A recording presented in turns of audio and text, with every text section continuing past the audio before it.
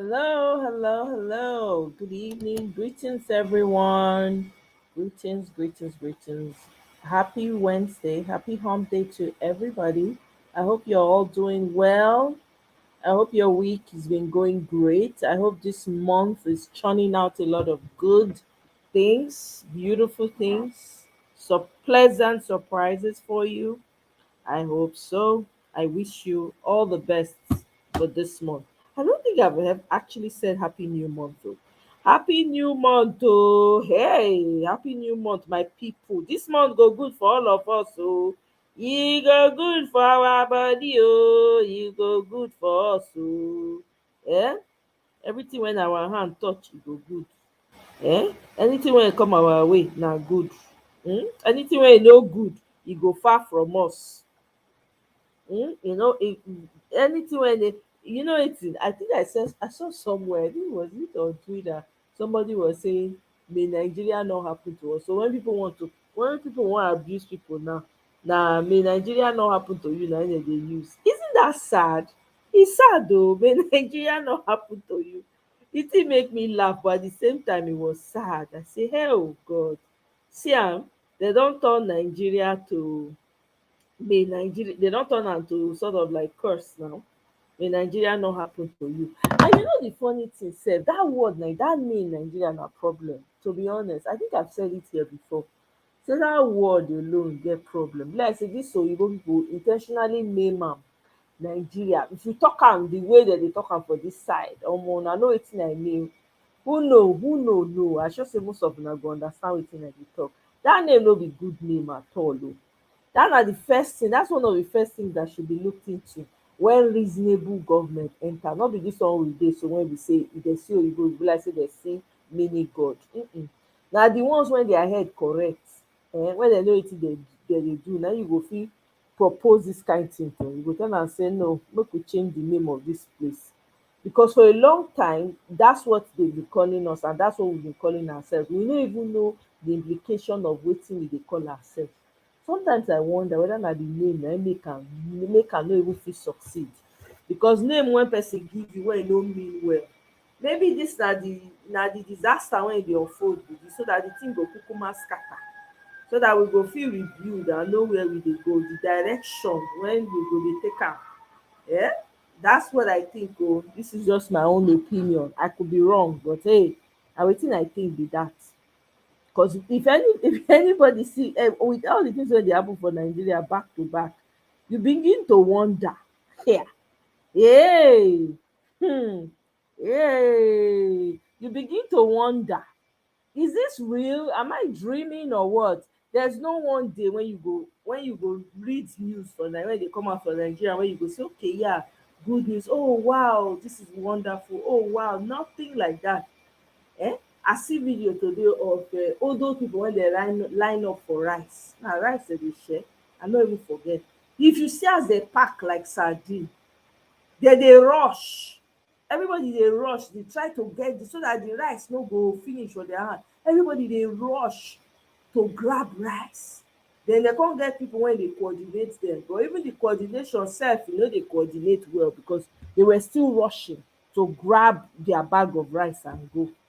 Old women, people wey dem suppose dey house, when children suppose to dey take care of, elders, dey pack dem line up, dey give dem one seed of rice, abi na one small bags of rice. Whether na rice dem dey even dey give dem sef, we no even know. This one wey be say everything dem don dilute everything. Who knows what those people are getting?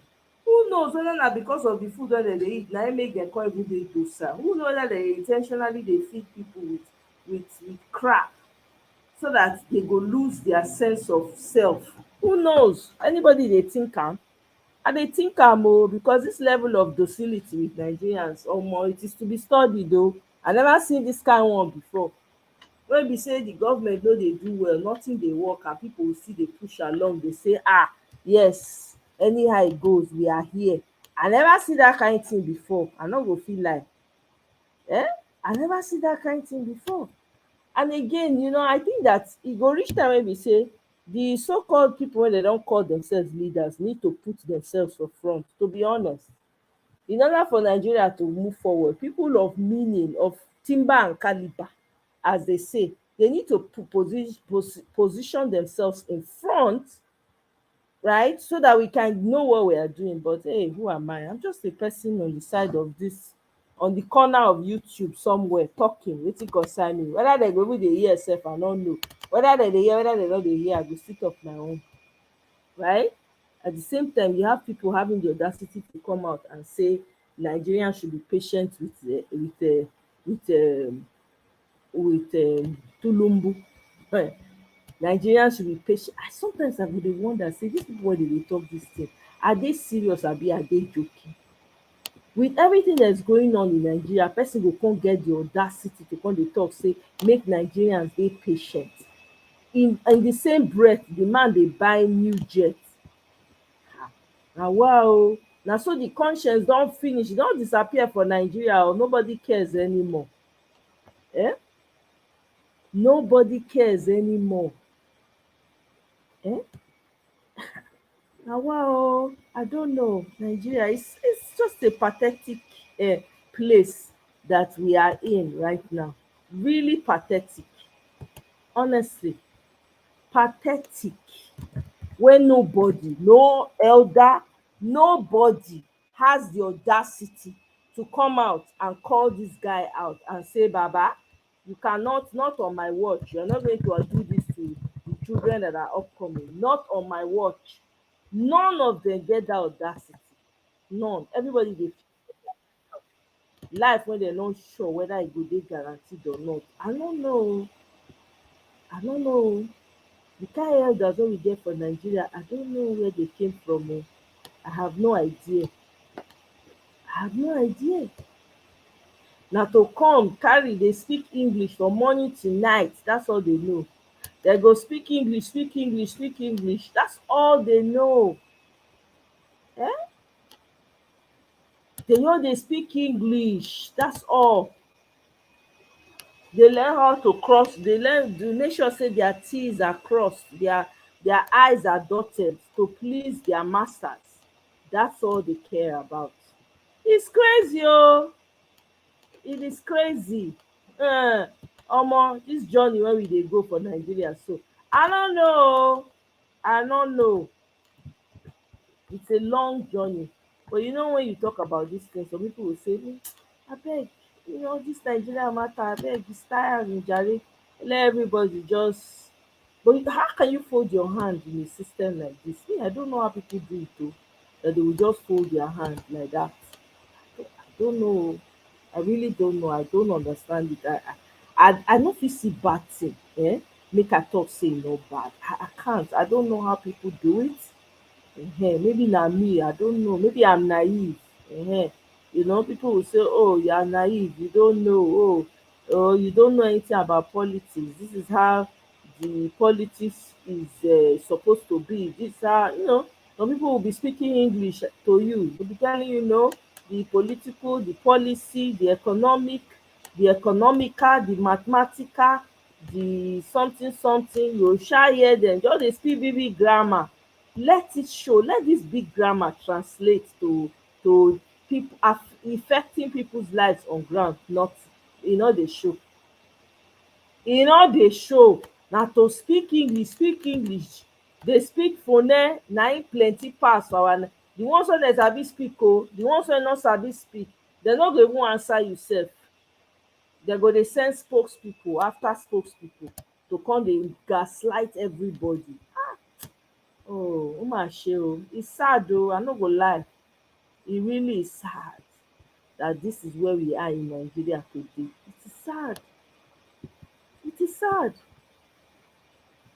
I go look sometimes when I see it, when I dey observe wetin dey happen for Nigeria, I say, is this the same Nigeria abi another one? Because I don't understand. Is this the same Nigeria? Is this the same Nigeria? Sometimes I dey think am o. I won't lie o. Is this the same one?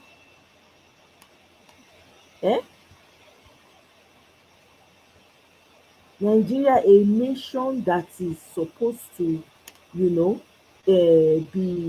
one that everybody, Nigerians with different ethnic groups, powerhouse.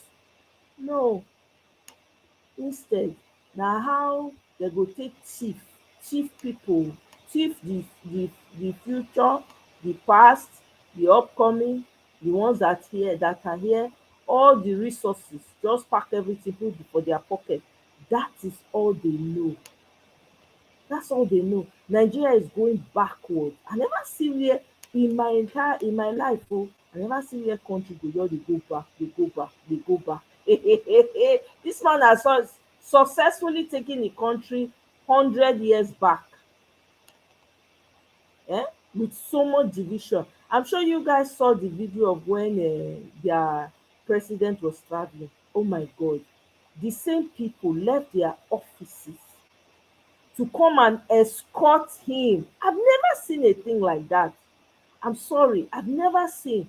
They left their various duties to come and escort Bala Blue to where he's going. It's crazy to me. It really is crazy. I'm like, what the heck?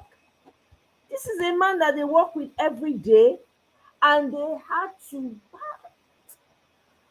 Ah, man, let me play this video for you guys and we'll continue this conversation. When we get into camera, gentlemen, just give me a moment because I literally dragged Professor Otomi out of that event where he is. Let me spend some few minutes with him, then I'll come back to the studio. Prof, it's good to see you. I'm sorry, guys. I want to start it from where Buala and the rest were talking. Not that I care about what Buala has to say, but let's at least, while we are still in this country called Nigeria, to see am dem dey escort, see dem dey escort the man. Pipo wey dem suppose to dey work, see defence minister for here with all the Boko Haram wey dey happen. See, abi na dis one be defence minister? I no even know wetin be dis one as ND, how dem take dey call dat their position wey dem dey give dem. Dis one na so big position. See dem all lined up, the same people every goddamn time when dis baba dey travel, and he go come climb the stairs, he go come wave. I no know who e dey. All dis one na act o, na act for their masters. They are certainly not doing it for the people. The vacation and a retreat to reflect on his administration's economic reforms. Welcome, Mama. It's one of those episodes of this program that you don't want to miss. So stick around with me. First, let me serve you with some of your political roundup stories.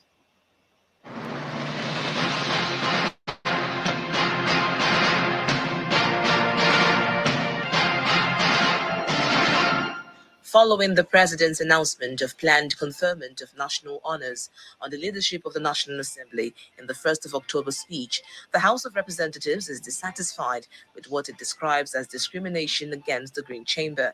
A motion sponsored by all 360 lawmakers draws attention to the conferment of the title Grand Commander of the Order of the Niger on the Senate President and the title Commander of the Order of the Federal Republic on the Speaker of the House of Representatives. Lawmakers argued that both chambers are equal and the Green Chamber should not be referred as a lower chamber.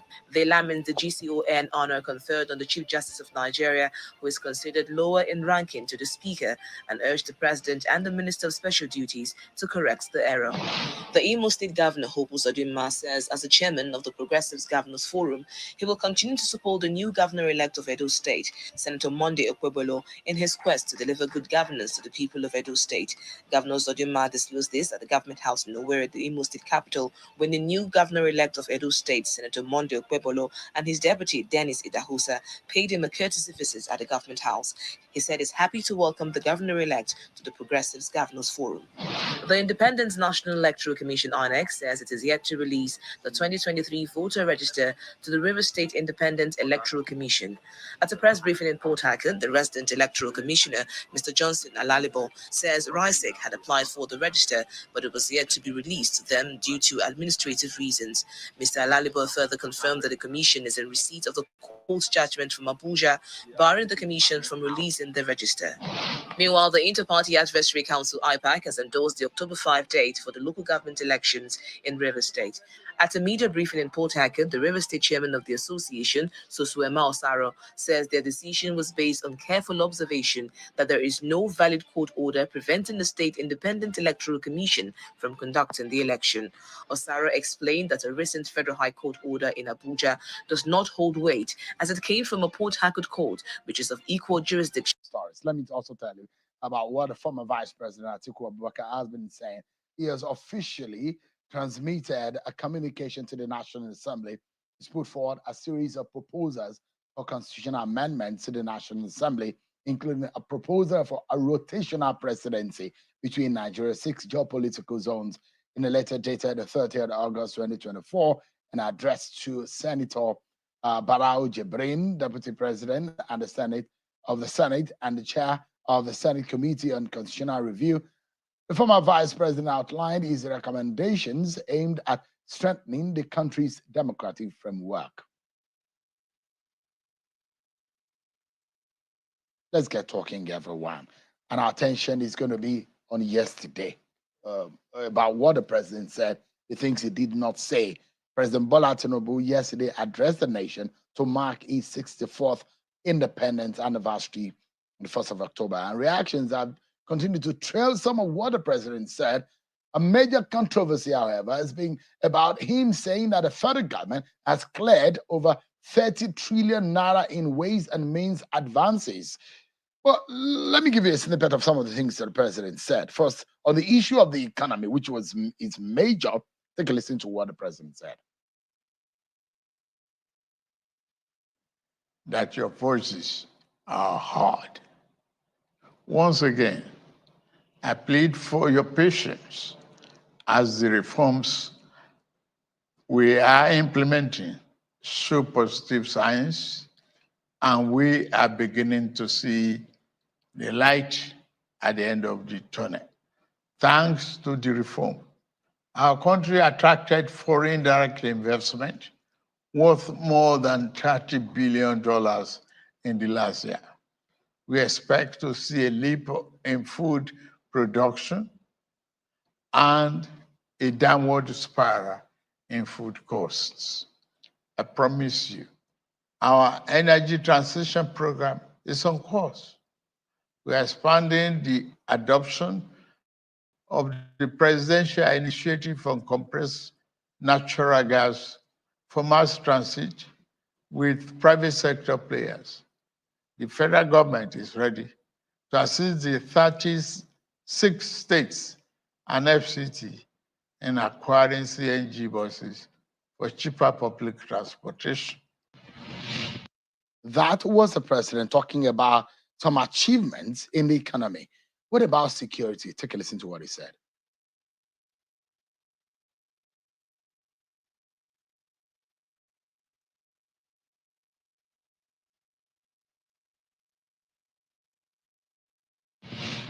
Our administration is winning the war on terror and banditry. Our target is to eliminate all threats of Boko Haram, banditry, kidnapping for ransom, and the scourge of all forms of violent extremism. Within 1 year, our government has eliminated many Boko Haram and bandit commanders faster than ever. As of the last count, over 300 Boko Haram and bandit commanders have been eliminated by our gallant troops in the northeast, northwest, and some other part of the country. We have restored peace to hundreds of communities in the north, and thousands of our people have been able to return home. It is an unfinished business, I agree, which our security agencies are committed to ending as quickly as possible. All right, so much about what the president said.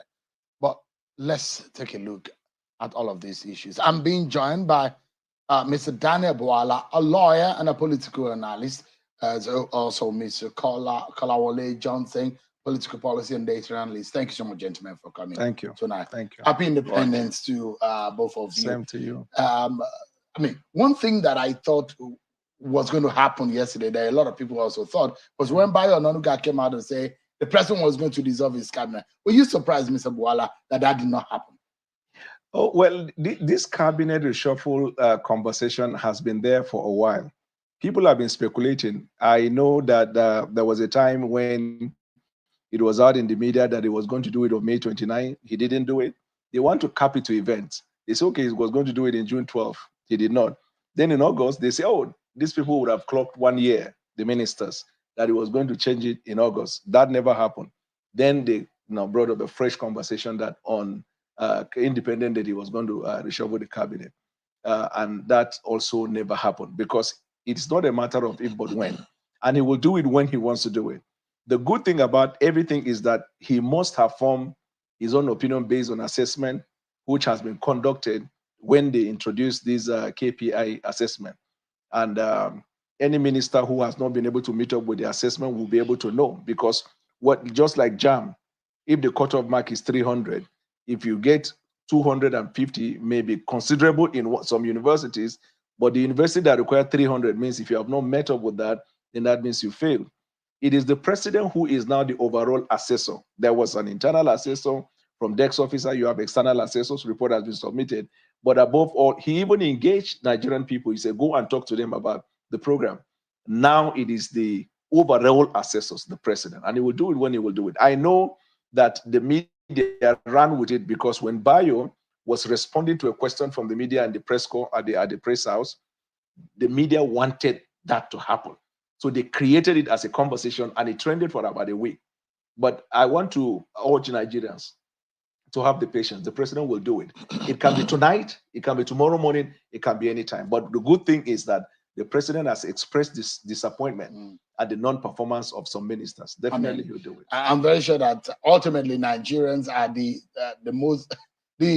chief assessors. Because yes, the president appointed, but then Nigerians are able to tell who has been performing or Mr. Johnson, are you surprised that the president didn't do that?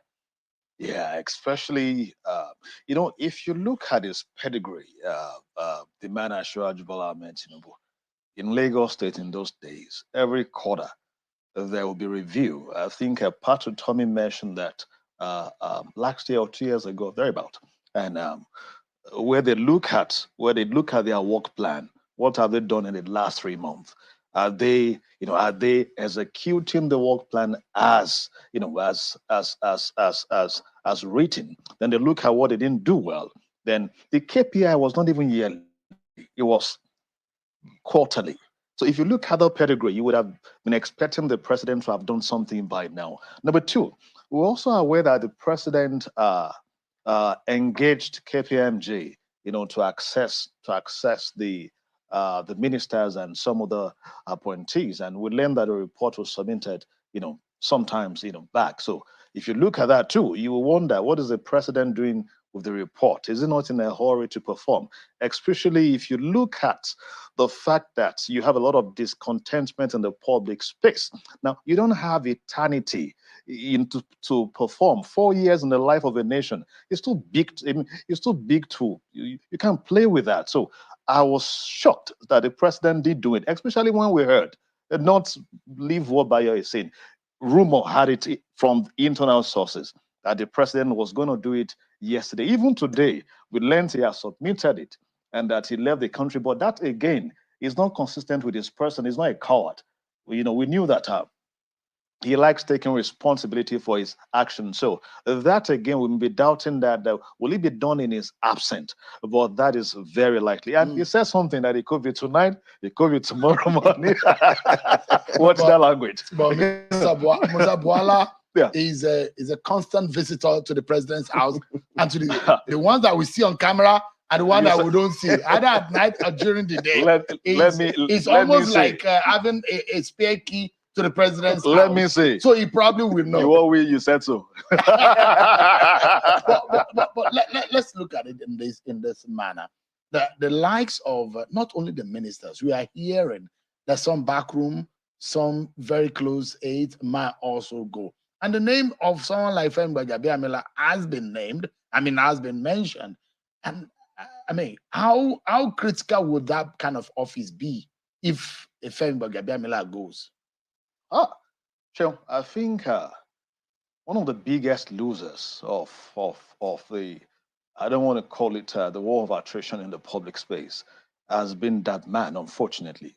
I think I contributed to the debate at some point where, I also lashed at him. And you won't blame us when you have consistent media report attacking.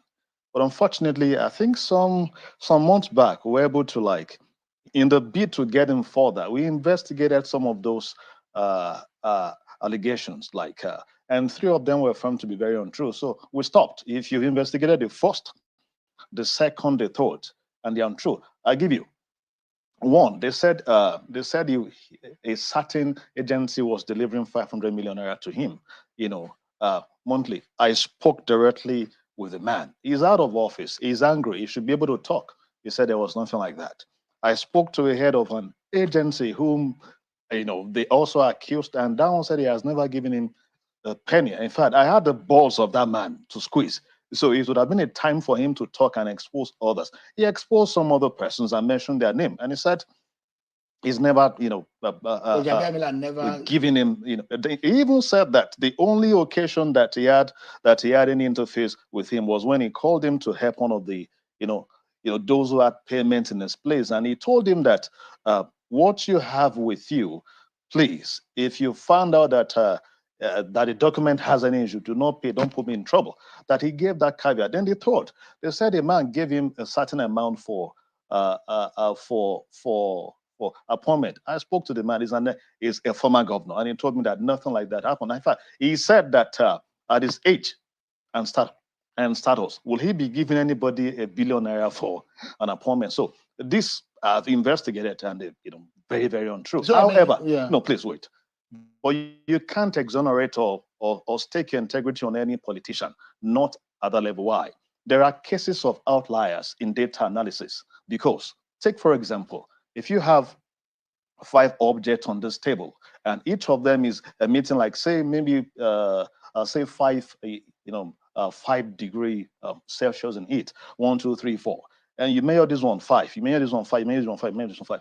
If the last one is emitting 30 degree, and you didn't measure that one, you may conclude that the average, the total heat that they're generating is 5 times 5, which is 25, degrees Celsius. But if you put 5 times 4, 20, and that one alone is taking like 30 degree, and that brings you to 50. So there are cases of outliers like that. So I did not investigate everything. Yeah. I've only told you the one that we went into. So you, however, yeah. he would have been the biggest loser. Why? Because with his kind of experience and the fact that he's been there for a while, I don't think the president would not miss him so much. Especially, well, again, one person gave a commentary that his ambition in Lagos affected him, that those guys went all out against him, knowing well that being close to the president as a chief of staff, he would probably have that edge. All right. I mean, the president has been accused severally about bringing the Lagos. He almost turned the presidency into another Lagos and making it a Lagos Part 1 or Lagos Part 2. And most people that have worked with him in the past. But let my producer bring back some of the faces of those whom some Nigerians have identified as the prominent faces in the Tinubu cabinet, and those whom they say maybe might be retained or not. But Mr. Buala, how powerful though would a change of cabinet be for President Tinubu? Would it make any significant difference? And some of what Mr. Kolawole Johnson said about the politics that play out within the presidency. The good thing about President Bola Tinubu is that he knows what he wants and he cannot be controlled. There are people you say, okay, if they put 1 or 2 things together and bring it to him, he might be swayed by them. But if you look at him and both historically and now, is that if, for example, he picks interest in you, no matter what he said against you, it will not move him. He's going to be driven by data that he has come, in contact with, and then the decision he has formed on the basis of that. But you see, the choice of who the president works with or doesn't work with is that of the president. It is his prerogative. If you look at Section 5 of the Constitution, it is clear that the executive powers lies in him and he carries out those duties there by himself, vice president, ministers, or organs of government. It might be a valid argument that people will say there shouldn't be concentration of people from one place or the other. If you look at the people they call, from what I'm hearing and reading, they call the Lagos boys, they are not necessarily indigenous of Lagos. They come from their various places around the country, including Southeast and the North. But probably because they lived over this period of years in Lagos and have had worked with him in the past, probably have one link or the other. That is the assumption that he's placing the Lagos boys over and above others. The discretion is that of his. That is my thinking about it. But the most important thing is that there are key, and bringing it back to the issue of Honorable Femi Bajabiamila, is that there are key positions in government that by their very nature, they are bodyguard type positions that you can never be seen as a good man for the whole of the period, you say, because the nature of that place is to take the bullet for the president. You are going to be making decisions on his behalf that he will otherwise not do. So those who do not fancy that decision will not be in your good books. Sometimes you are probably the reservoir or the depository of some of president's decisions. The people whose decision favor them will be happy with you, but those ones that decision disfavor them will not be comfortable. All I'm saying in a nutshell is that whichever you turn it, governor or president, the Constitution has empowered him to choose the people he will choose from across the country that he thinks will help him in achieving his mandate. Measurement, I think, should be competence and compellability. You asked about the ministers. I don't think there is anybody in Nigeria that is in doubt that there is a fundamental problem in the administration of ministries by some ministers, because we now know there is a KPI and citizens can actually access it. They call it citizens tracking. You can actually go there and see the KPI of a ministry. And when you see that KPI, you also know what the minister has done. And on your own, you can gauge based on what has been said as the schedule for him and what he has done or not done, and form the opinion that one or two things about his ministry might be impressive. But he may have come short of it. Let me take you up quickly on what the president said yesterday. Right. And there are those of the school of thought that on an Independence Day speech, right, your achievement or government propaganda should never surface in an Independence Day speech. Maybe the writers are not thinking in that line or not. There are those who think that Independence Day, you're supposed to be talking about Nigeria's unity, the effort of the heroes that put the nations together, that helped with the independence. And those who thought that Independence Day should be talking about Nigerians and not about what a government is doing. There are other days for that. And in fact, when the president now said ways and means, there are a lot of people who said that is not correct.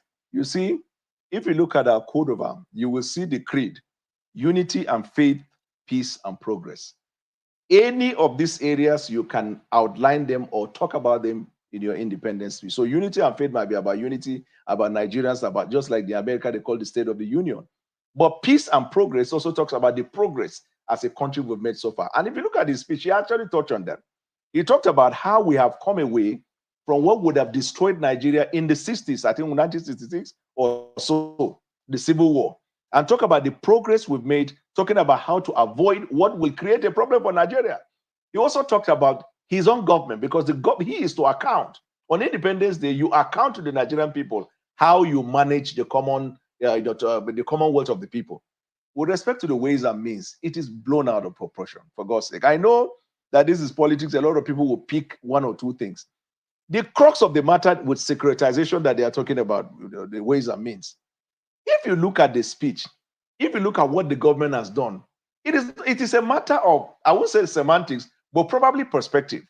If I collect loan from you, Sheun, and it has accumulated to a point where it becomes heavy, that if I have to pay it, it will ground me. I may not be able to do anything. If I reach agreement with you and then securitize it and then spread it over a period, 30, 40 years, where I'm going to be paying annually, but in such a manner that it will not even affect me at all, it will be safe for me to assume that I've addressed that problem. Because now I don't have to have high blood pressure. I don't have to have sleepless night. But then the other person is saying, you should have told us that you actually carried the money and give it back to the central bank. So it is a matter of perspective. The president was right on point. The president was not right by saying he has cleared it. Is he right? He has addressed the problem. He saying he has cleared it is not true. No, but what I'm saying is, now, whether you call it cleared or address the problem, the whole idea of loan is burden. And so if you collect a loan, that creates a burden that makes it impossible for you to move. Your prayer and pursuit will be to deal with that situation so it does not impede on your progress. Now, this ways and means has been, a portion of it has been securitized, right? But there has been an agreement with the central bank in such a way that it has been restructured and spread over a period of years, where the government now will be paying and paying until it offset finally. So it will not, in my view, probably people with numbers can come up with issue, but I am talking about perspective. I'm not talking about numbers. The perspective is that we have addressed the problem. Now we don't have to have a problem. We can govern, we can pay our debt, we can invest in infrastructure, because the issue of ways and means now is no longer a thing that will give us sleepless night. Mr. Johnson, a restructured loan is not a paid loan. The president is wrong. You've not paid. You've not paid. You've cleared means you have paid. I mean, you can't pay by semantics. Of course, if we'll still have years to pay back that particular loan, so you can't say you have paid when you've not paid it. If it said, "Oh, we have restructured so that we can do ABC," fine. But saying that they has cleared, that's a lie. I mean, on a national television, I'm sorry. Number two, you asked about appointment from certain places. During Buhari era, when we raised these, what they told us? Oh, he can work with anybody he likes. Well, funny enough, later the same people were now, shouting that why do we have, all the heads of particular agencies from same zone? If we are repeating the same problem, you must address this. See, the president addressed the topic of unity in his broadcast, in his speech. And he said something that we have learned to use our diversity for our unity. No, we haven't learned that. You know that Nigeria right now is more divisive like ever. So it would have been a time for the president to demonstrate, leadership in bringing people together, in unifying the country by ensuring that you don't have so much noise of marginalization of some people. Now, we have laid the foundation for a country that when each man gets there, he wants only his own person. He wants it's not just the president. If you put a man in an office today, go check the list of appointments, the list of those he will employ there. They will probably come from more from his religion, more from his own place and all that. That identity politics, we must address it in Nigeria. Right. There is no region that has the monopoly of competence. Let's take a break. I need to go on a break. But when we come back, I want us to be able to identify how much of weight that particular speech means for each and every one of us as a people, because we need to move forward as a nation. Those messaging and the communication, what it means. I'll get your final thoughts, gentlemen. But then I know Professor Patutomi will also be joining us on the program. And for me tonight, it's good to hold the Professor Patutomi and his generation accountable for the mess Nigeria is in today, because he and his generation are the ones that have ruled us for the last 30 or more years. How have we come to this point? Professor Utomi would try to defend if we're going to put them on the firing squad. I think tonight we need to decide. We'll be back, everyone, after this break. Join us again. Admission for 2024-2025 session is in progress at Elizade University, a notable university with a vision of producing wholesome graduates who are well equipped to make global impact. How did we get here as a people? Your generation was the generation that finished as graduates and got Pojo vehicle, brand new. Your generation spent almost nothing in going to university. Your generation had scholarship to Harvard, to Cambridge, on the bills of the state. Your generation had half a chicken Yes. for lunch. Your generation, I've been hearing Patu told me all my life. Your generation have ruled Nigeria for the last 30, 40 years. But yet, you've bequeathed almost nothing to our generation. The question is that you and your friends of your generation, how did you get us here? Yeah. Sheon, thank you so much. I mean, we can make light of it and joke, but it's not a joking matter. 15 years ago or thereabouts, I think I wrote an op-ed piece in The Guardian that was titled The Generation That Left Town. And what I was trying to reflect on was that the generation in which this country invested enormously into, in terms of the things you've talked about, quality education and all of that. And I'm saying that generation has never really governed Nigeria. That generation, when they could have governed, the soldiers who were in power governed in a way that made many of the people from my generation opt, I disagree with them, opt to leave town. And literally, the diaspora we know of today is the effect of the frustration of the educated elite from my generation with Nigeria. And my argument, and which is part of the reason that I am building up this so-called new tribe, is to get heavy diaspora give back. To say, look, ask not what your country can do for you because your country did something for you before. If you saw the telethon that we were on yesterday, we had a cardiologist in Atlanta, Dr. Latidoye, an ER surgeon, Dr. Adisa, Dr. Emerua from California, and the comprehensive ideas that they have come up with within the new tribe umbrella to give back into Nigeria, to change the medical healthcare system, all completely, free, of themselves. So maybe that's the way my generation is paying back for leaving town. But I agree with you. There is a lot of accounting to be done. And those of us who chose to stay and fight the rot, we have paid a very dear price, but there's no price you can pay that's enough for building a country. Look, I was just saying at the event where I am engaged right now, which I have to run back into the next 5-10 minutes, that spending more time in the United States as I'm doing right now, 70% of Black doctors in America are Nigerian. 10% of all the pharmacists in Maryland are Nigerian. Nigerians are now, because of the high income of most of these people, considered perhaps the most well-off ethnic nationality group in all of North America. The thing is, how do we transfer this accomplishment outside Nigeria because their country did not give them room to try and build their country? How do we now still reverse so that brain drain becomes brain gain? It is possible, and we're working very hard at it. But there is no question that Nigeria's position place today is a leadership failure problem. Look, Shehu, we have converted what is our biggest strength, our diversity, into a weakness.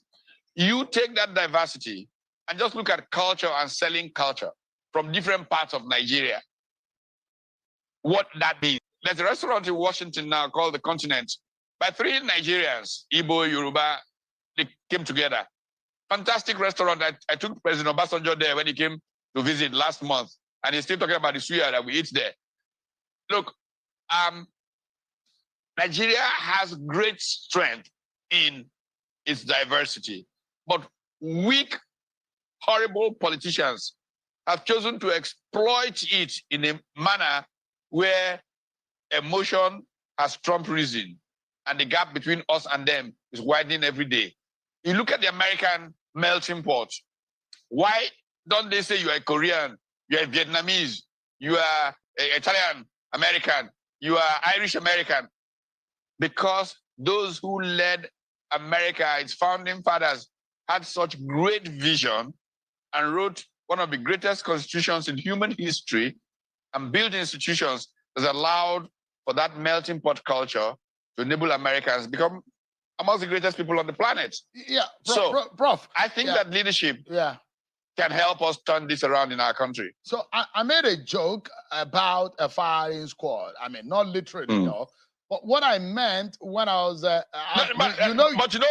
Sheung, I'm willing to go to the firing squad if it will stop the mess in Nigeria. And I assure you, I'm willing to do that. Yeah, because the reason why I made that, and when we were having a pre-chat prior to this interview, and I confronted you. Some of those who have crossed the age of 40 in my generation will look back and say, what have we been able? We've got a lot. And some of you, for example, you are 27, you were partaking in governance. You had your part to play in government. And there are those who will say, in the last 25 years of this democracy, is the same names that we have heard. In the last 64 years of our nationhood, we've always experienced virtually the same set of faces, the same set of people, similar ideas. But there are no contemporary input of this generation into how things are to go. So you talked about leadership problem. Where do we go from here? If you and your friends in your generation have bequeathed what we have today, when are you leaving the scene so that those of our generation can actually have their own input and new style to be infused in leadership? You know, Sheung, it was George Orwell who said that those who elect corrupt politicians are not victims, they are accomplices. So part of what has happened to Nigeria is that there is this middle that has become complicit. Your generation is complicit. I wrote this book, Why Not? Which I talked about state capture, keeping fascism, and the criminal hijack of politics in Nigeria. And the central theme of that book is essentially a complicit middle. Your generation could have acted to get rid of these people a long time ago. You mentioned that I was in a presidential advisory position at 27. That is correct. It did not come from Godfather or anything. I just showed up, and John, Momo, and co, I think were young fellows on television back then. And the Director General said to Mohammed Ibrahim, put that guy on television. And I was talking on television, and President and Vice President saying, who is that boy? Can we find him? Look, we had leaders that thought that way in those days. But today, now all they think of is, who is from my village? Who will do this or that for me? That's what we need to change in Nigeria. If we change that, our country is reclaimable. We can win. I just finished saying at the other event where I'm still talking that in 1991, India was technically bankrupt. 3 weeks trading money. Everything was going south. And today, India is the economy in the world, literally, that everybody is turning to. In the next 25 years, it'll be the second largest economy in the world. If India can do it, we can do it. So well, the question, I used to give examples from Singapore. The question I will ask you, Prof, and how leadership changed things. Yes. The question I will ask you, apart from giving you an assignment to make a list of those of you who have stopped this generation from emerging, is a fact that be clear. What you said to me was to list those who should go before the firing squad. I will confess that I list all of them. Yes. I had myself, even if I did nothing about where we are. So, but I had myself. If I will hold you accountable. I will hold you accountable, and you be the secretary to list those of you who are culpable in not allowing this generation to emerge, because there needs to be an emergence of a new tribe, a new generation, young mind, ultra-modern spirit and soul that can change around this country. And the question I will ask you, Prof, where do we start from? Just before you go, where do we start a new dimension into? We're going to be 65 next year, so we have 1 year into thinking differently. Not only when I'm saying where do we start from, I'm not talking about politics alone. I'm talking about private sector, because the private sector is supposed to even be the core of a generation and societal change. Where do we start from? It's more fundamental. It's even more fundamental than public sector, private sector. But let me take on both sides quickly. On the side of public sector, private sector, and all of that, what I have advocated for years, and again, it's nothing extraordinarily original.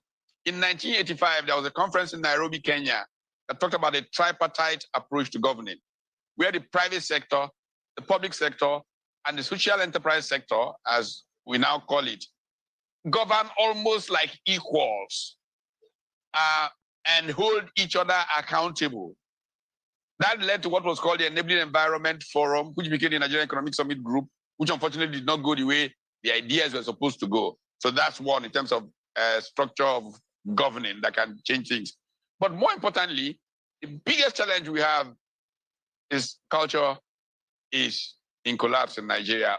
Values shape human progress.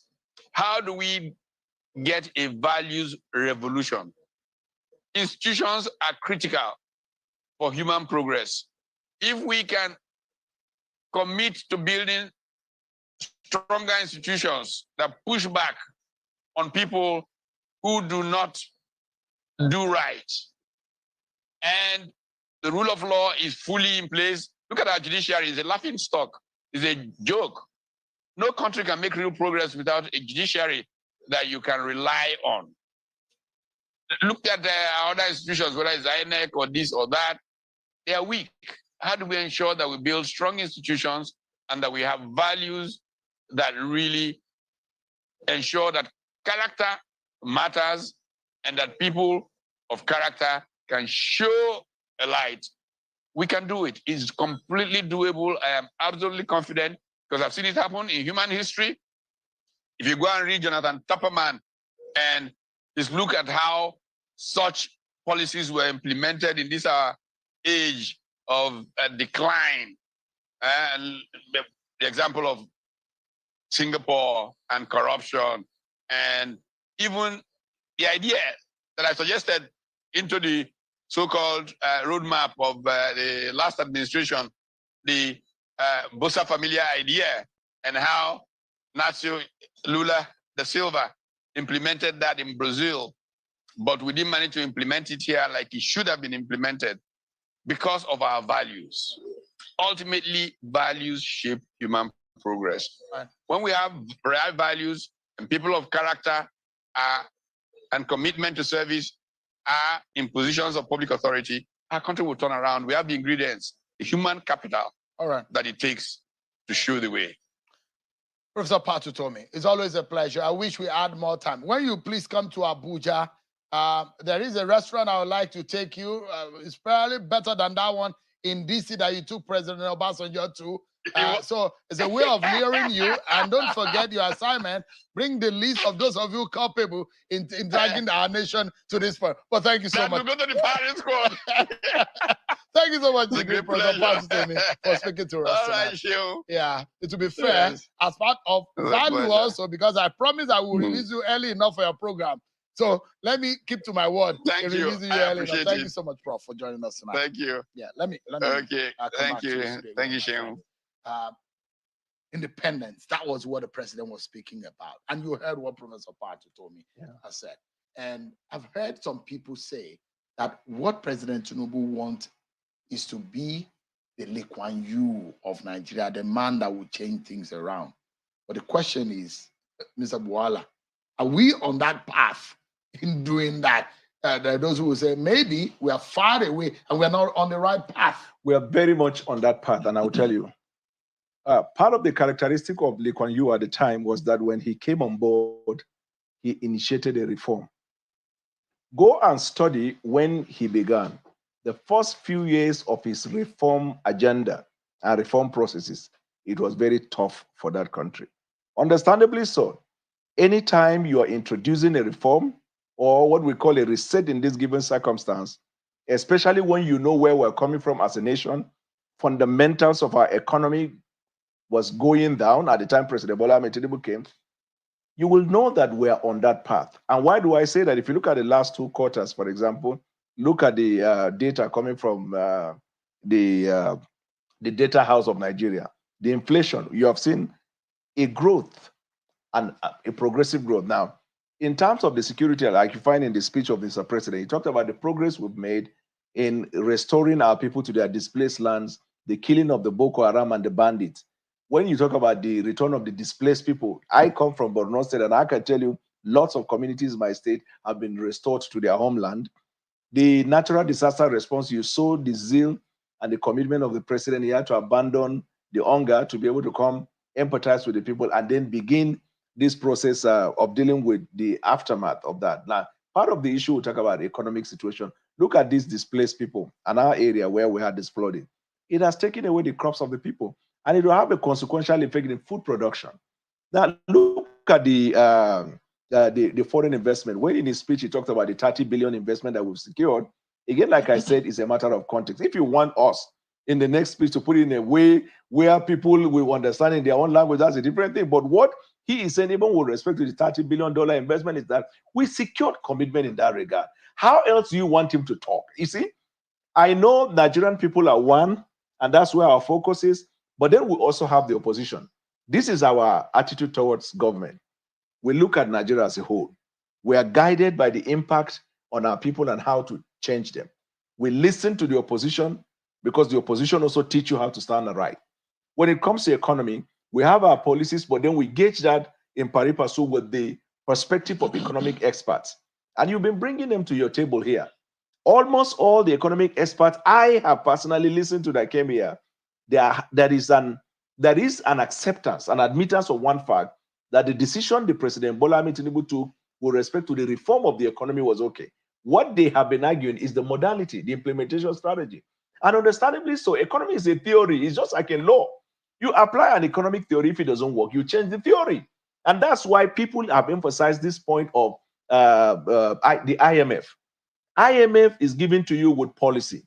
But in the same IMF, there is an exception called strong country ownership, where you can tinker with the policy of to meet with your specific needs, because the problem in Uganda cannot be the problem in Nigeria. Now, again, lastly, with respect to agriculture, and like I said earlier, the effort is being made because what we want now is to revamp the country's agricultural sector and make sure we have food production. The inability of our people in the Northwest to farm, part of North Central, Northeast, definitely will affect. The president is in no way in denial of this one fact, that the path we're taking, which you talk about, Lee Kuan Yew, will give us an immediate economic consequence. And we're busy looking at how we can ameliorate the ashore of the people. But there is no doubt that our focus, our eye is on the ball, and surely, steadily, but surely, we will get there. Sure. Let me liken the president to the former British Prime Minister that died about 11 years ago, Margaret Hilda Thatcher. When she came in 1979, UK was facing a terrible time economically. I remember that they were under serious debt crisis. Unemployment was high, and quite a number. And she came with the neoliberal reforms, very similar to what the president is doing now. And unfortunately, the first few years was very tough. So much that unemployment 30%, inflation hit 18%, and practically all the economists of the country, said the nation was heading towards doom. A leak came out where the Queen said that her policies were uncaring, confrontational, and socially divisive. But guess what? 3 years after 1982, things changed. Inflation came to about 8%. Unemployment got reduced. There was economic boom. I want to believe in my country. I'm optimistic that these policies will work. However, let me create the caveat. Remember, last year in this same studio, we supported a subsidy removal.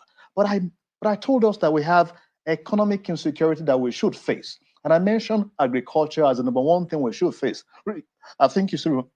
And I said that because of the policies of subsidy removal and the unification of an exchange rate, that we will face increase in prices. And one item that will affect most is food, that we can't rely on food importation. And knowing well that for some 7-8 years, we've been having backlog of production in agriculture.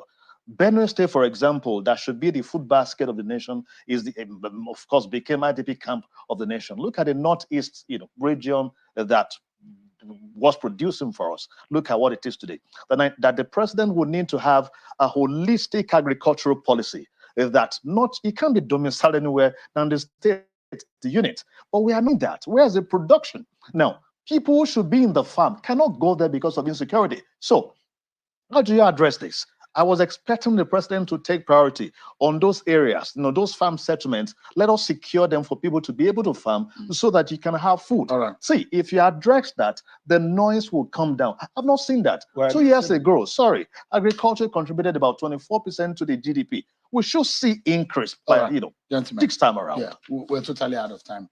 I must sincerely thank you. Mr. Bwala, it's good to see you again. Thank you. And call our legend. The last time I was here was in January when you are talking. Ify, welcome to the show. You look beautiful. This your hair fits you well. As you dey shine. What's your routine? How they do the talk right? Yeah. What's your beauty routine?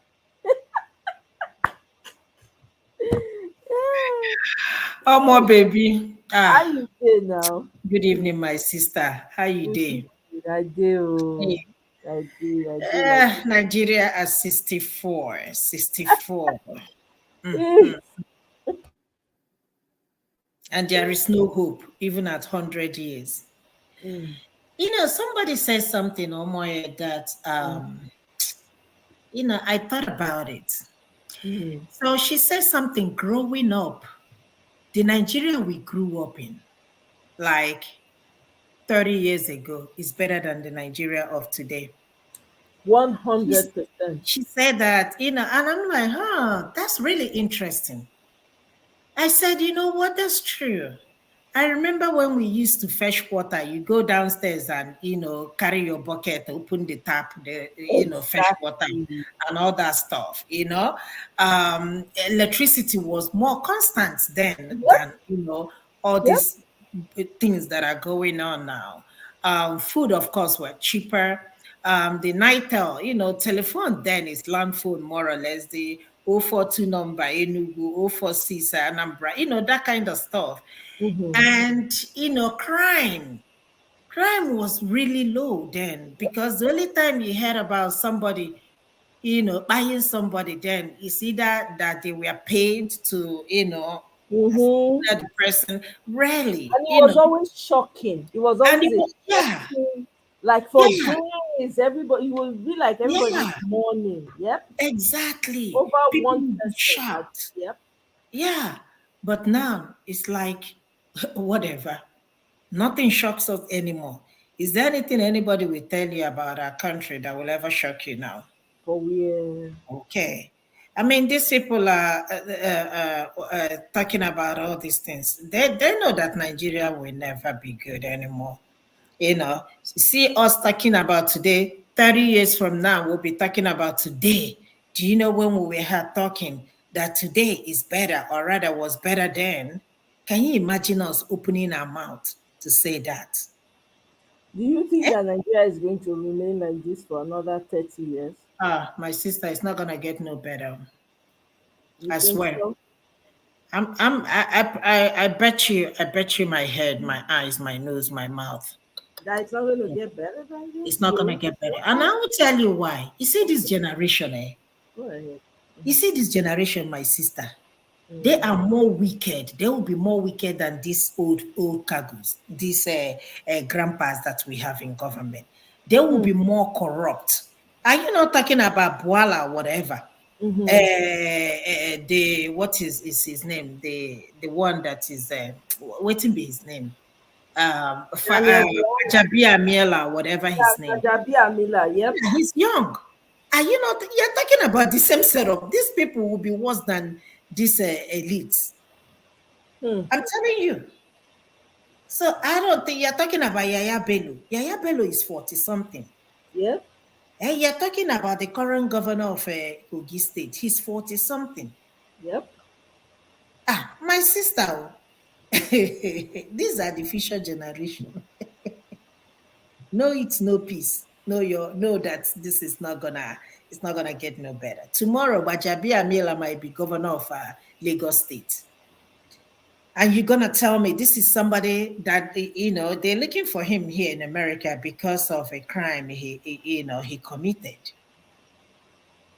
He ran away, ran to Nigeria. Mm-hmm.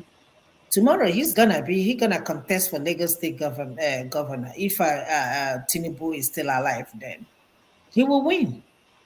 And what are you gonna do? Nothing. What effort is he gonna make? Nothing. It's still gonna be the same thing. So anybody expecting anything to come out from Nigeria? I don't think so. Look at El Rufai saying that he will swear with Quran. Eh? Oga swear now make me see. You don't need to tell us. Come out and swear. It's only in Nigeria that I see that people, once they retire from the government, they become billionaires. I'm telling you. Eh? Billionaires with no business. No enterprise. No enterprise, nothing. Eh? Can you talk about those stuff here? No. Eh? We're still talking about, I'm going to do the road. I'm going to bring electricity, A band, B band, C band, F band. Is that? Yeah, you know that every month we receive our bills and we pay. That was how it used to be then growing up. Yeah. NEPA will come and slide the bill, the NEPA bill, and you pick it up from your mail boss. Yeah. So I don't even band A, band B, band C. I don't even understand. Yeah. And somebody, if you're band A, you will have light 20 hours, and then we'll be clapping. What happened to having light, electricity 24 hours? Yeah? What happened to having electricity? Not be me and you day here now. We are having a. Does anybody campaign? Have you seen, is Trump and Kamala Harris, are they campaigning with electricity and the road and all that stuff? No. Oh, yeah. So what you're saying basically that this wickedness is inherent, that they've transferred it to their children, and their children are going to be worse off. Believe you me, it's not going to change anything. Well, it's not going to change anything. The same people. It's gradually now. Okay, look at, Basanjo. Is the same going to be the same clique, the same group of people that are in the government? And when they finish, they will transfer it to their children. Every 5 sons, one day, they will be Kano state governors. Yeah? And tell me what you think they're going to do. I heard the word accomplice. We are accomplice to these people. Yeah. Who is snatching the ballot boxes? Is it Tinubu, T-Pain? No. It's people like me and you snatching ballot boxes for them. So that's why sometimes I don't feel sorry, for the pains people are going through in Nigeria. You're right. You have a point there, because it's not Tinubu that is snatching the boxes. He's not the one working in the weekend. He's not the one that's the wreck people. He's not. No. Look at what is going on. Look at Wike threatening this man up and down, and the citizens are supporting him. And citizens of Rivers, why can't you all, gather together and chase this man out? Exactly. Instead, you people are Wike type we go follow Wike.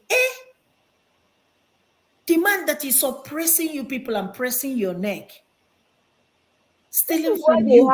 That's why they keep doing what they are doing. That's why the wickedness is not exactly, my sister. That's why you can never see anything good come out of that country. Look at the youths. Yeah? People are talking about revolution. What other revolution do you need other than dragging these people out of there? Tell him that he's not going to come back to Rivers State. Yeah? The same youths. Are they not going to be the same people? Then tomorrow he's going to put somebody there as a governor, just like Oshomole. And Exactly. and the, Oshomole is our governor now. Let's no, not you just know, forget it. Now he's a governor by extension. yeah, Oh, Coco Bioko. Hey, Oshomole has become a governor by extension. He is the of governor of course. Edo State. Forget that one, that Monday. Forget that man not being. Now you go to instruct them on what to do, how to do it. My sister, leave matter. Walai kalai, leave matter. Leave matter. We don't care. So when you look at it, how can you say that we don't have free education? Let me say primary and secondary education. What happened? Everybody's now opening a private school, private school, private school, private school. If you let me Every even nook tell you, I have a relative. They've been members of Winners Chapel for God knows how long. I don't talk, I don't tire. I say this all the time she's had trouble. I'm like, what about your church? You people sleep in this church. Can't they come to you people's aid? They now build school on top of their tithe and offering. They now put their children in the school. They cannot afford to pay the school fees. They are now going around looking for family members that will help them. I now told them, I said, all the tithe and offering that you people pay, it does not amount to something. So they cannot give you people rebates.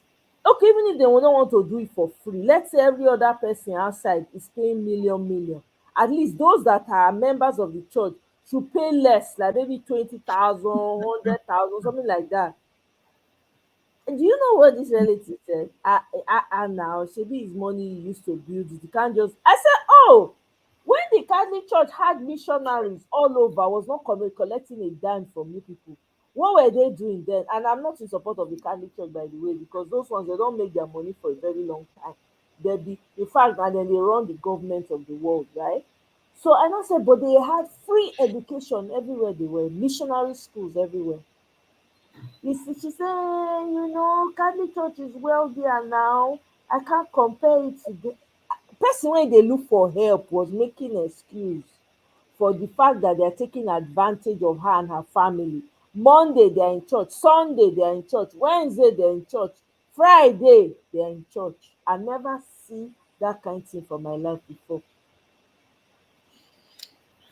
Omoye, Ah, ma the say, citizens are always the people defending their oppressors. I'm telling you, I'm seeing it oh, I'm seeing it. I no fit pre ten d say I no dey see am. I dey see am oh. Defending their oppressors. I told you I used to be a dangerous type. I told you that. So I told you my first salary as a nurse, the first salary, I mhm. carried everything boom to redeem. Firstly, I'm not gonna lie omo to dat church don hammer. Hey! you. Oh I my carried God, dem everything hammer. and I was paying my tithe diligently and faithfully. But as I'm talking to you now, before God and man, for the past maybe 6 years, okay, let me just say 5 years, I've not been to any church. I no even dey go at all. So I don't belong to any church. me too, me neither.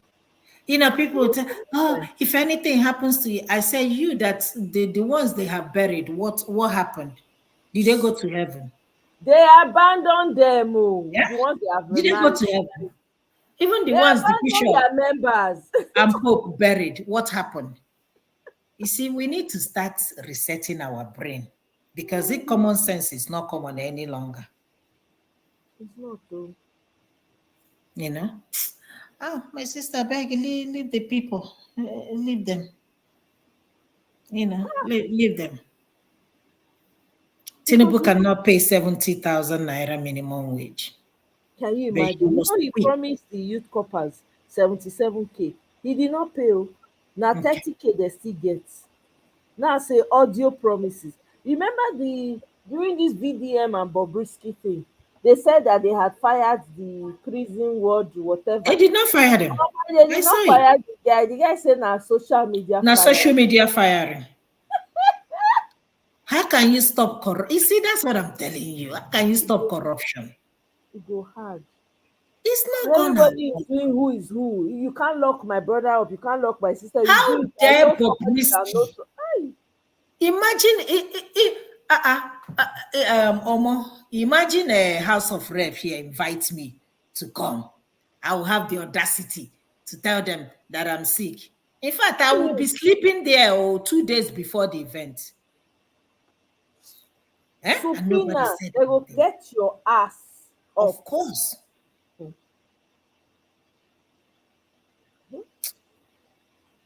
My brother and my sister beg, leave them, leave them. Yeah, sometimes I feel sorry for VDM because the people he's fighting for, I'm telling you. they And you don't know, care. you know the annoying part of this. If you see the way they go in on that video, I'm like, Nigerians don't know what Nigerians, they are not worth saving. The way they go in on that young boy, they forget he's young. The guy just does not like what he's seeing around him. He's doing the little he can. That's why he's calm and he's doing as best as he can, just trying to expose the truth. They ignore the important thing that the guy is revealing and they are heaping all manner of insults on him. It's crazy. Nigerians, oh my God. But might tell you something. Now the man, now the man even feed themselves. I'm telling the you, night feed boy, them the all. boy, the boy is very strong. I like He's him strong. I'm telling you.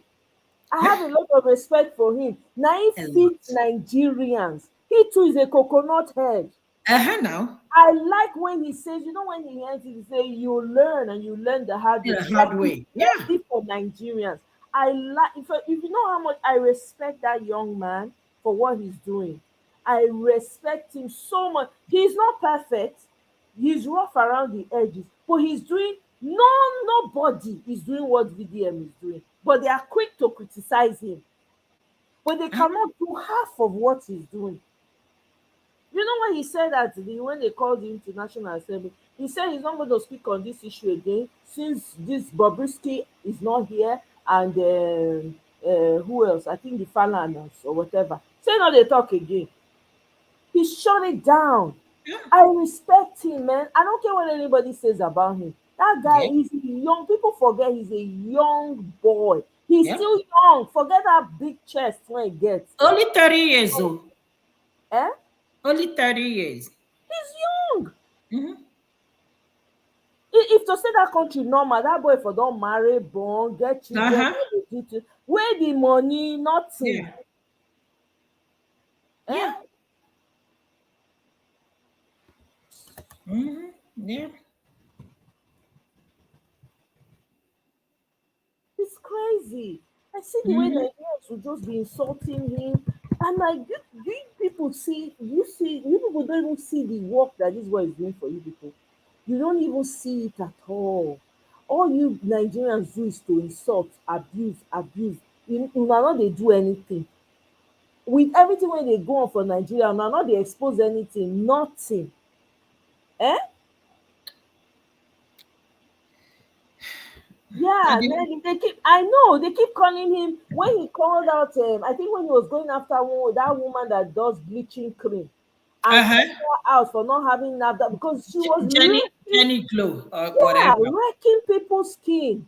Do you Hmm. understand? She did not say you must tell people what you have there. He Hmm. fought that woman to the end. There was no threat that woman did not put on. Hmm. She even sent people after him too, that they were Yeah. dragging him on social media. Do you understand? All he Hmm. says is that women should stop bleaching. Thank you. And they will be so. I'm like, these Nigerians, my God, that boy now fit Nigerians. So Well. na him fit dem die. Na wetin Nigerians Well. need. Na that kind coconut head leaders na im Nigeria need. Everybody they collect left and right. I'm Just telling open you, your mouth. and You you see, no dey nobody they talk fear. anymore. I'm telling you, you no dey fear to talk. I respect am Open o. your Nigerians, mouth. I You go respect am. collect. You know they Hey, fear anybody. I'm telling you, Nelly, very fearless. That And woman she smart. was wrecking people's skin. She was removing the endemics, epidemics, the dememis. How they say they talk? I don't But forget you know, the biology. I Can I hear say you saying something? that. She did not force anybody to buy her product. Can I say something? Yeah, 1 second. Let her finish her thought, Mama Echo. If you go ahead. Yeah, she did not force anybody to buy her products. Mm-hmm. All the only question he asked, where's the NAFDAC number? That is the only question. Where's the NAFDAC? It's just like me here, when you're buying something, some things he asks, is this thing FDA approved? Exactly. He only asked questions. They all the Nigerians, they jumped on him. But I like the guy die. Not be say they agree everything, No, of course not. He's not perfect. But now he fit everybody from A to Z. I'm telling you. You see when Omoto Fifi have been a Fefe or whatever they call the man. Today the man no dey sell him product. The other water chain key where they sell, he don't stop. VDM don't expose the guy. He know they bold sell him again. Now free now. Mama Echo, go ahead though. Good evening. Welcome. Happy Wednesday to you. Greetings. Good evening, ma'am. Good evening. And greeting to everyone in the panel, in the viewer. Nigeria go better for my time. So, now I not believe, I'm going to sit down, they look. I tell Chief Tinubu, I beg am o, release my pikin Nnamdi Kanu. Not be me born am, but I be mother figure. Now in people not they let them release them. Tinubu is not the one holding on. Not the one I just want to correct that. I know. Yeah. I know, but I be president. He's not the problem. He is not the problem in this instance. He's not the one preventing Nnamdi Kanu. Let me finish. Mona, let me finish. I don't like the man, but that one now. Mona, let me finish my talk. Whether na you, whether not be you, but I collect seat of president. So those when they governor seat, they not get power person. I beg her, make it release her last week. The court case, he no agree. And I remember as I sent message to her say, if you not release her, when I go play my joker card, not only I go ask for. So you see, here. If I know anything when I want make I ask for the betterment of my children in Nigeria, make una help me send that list. Because everything when I put for cooler, I go demand them. You know, Maya, you say something that make me say it is time. You say, all the things when you promise that you go do during election, you never do anyone. Then that's okay. At least, I promise I will give my children power for 2027. I promise MC Oluomo and a cohort will be brought to book. And other promises. I remember I also promised Buhari wife when he humiliated my pikin when they Kano, when he said they use our money, they chop, they fat. I remember that. And I don't remember all that, so I don't remember this. So if there's anything one I remember, I remember saying my Igbo children in Lagos, they destroyed their houses, they destroyed some of their shop, no compensation. I remember that. At least when government prepare things, knowing fully well some of the documentation when they build the house, now the staff for ministry, now approval. Whether they give the money to the government or not, it not concern me. So there will be compensation. Because that's my joker card. I want to go shake everybody even past COVID-19.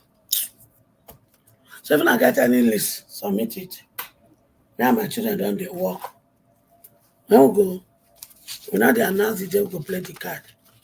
But when the card is played, the whole world goes sabi say they play one joker card.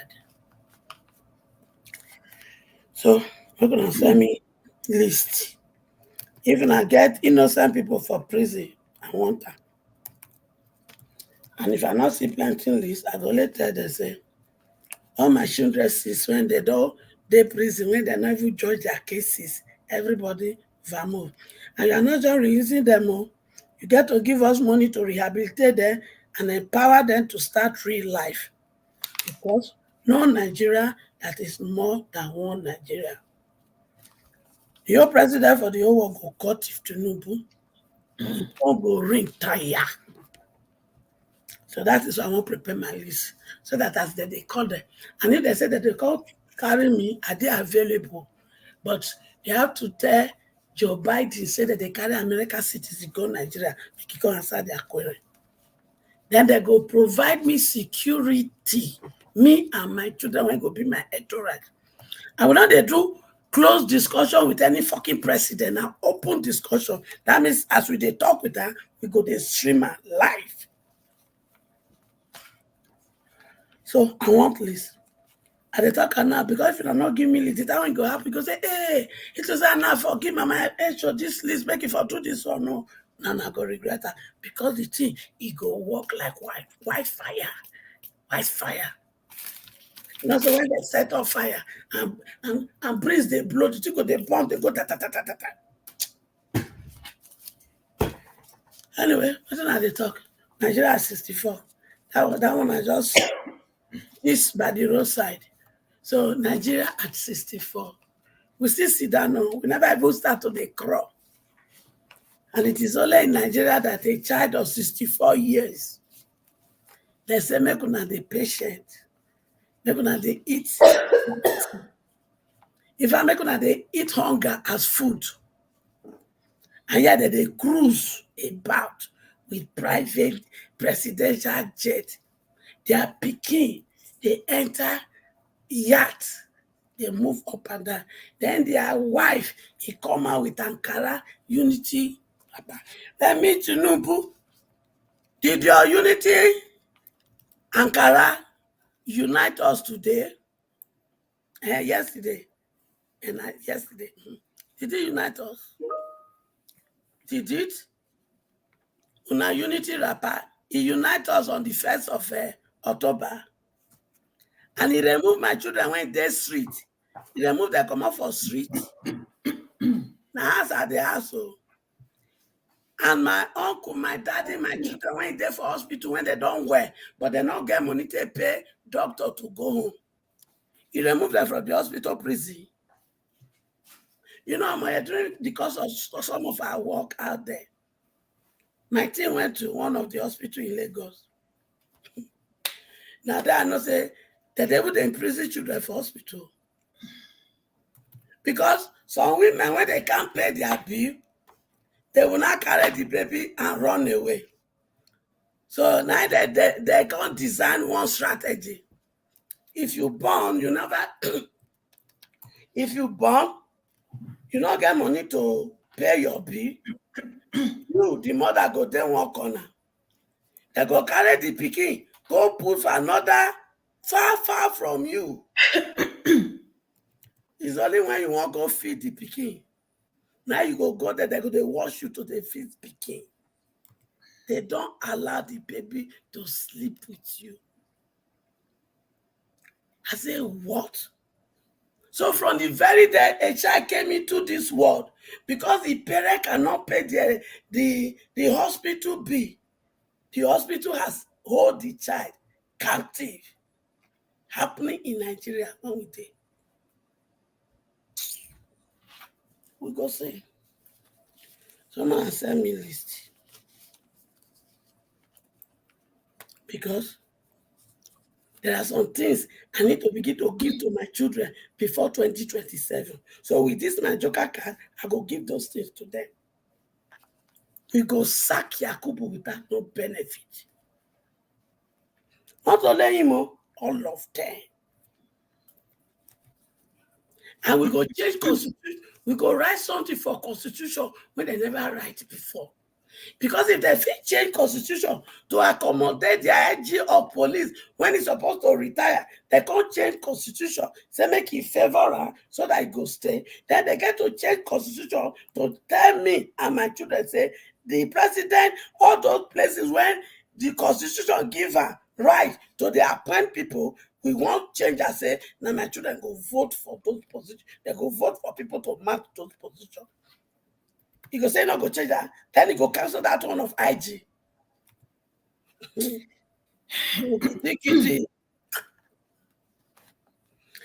Tribunal na talk say pikin wey no want him mama sleep, him too no go sleep.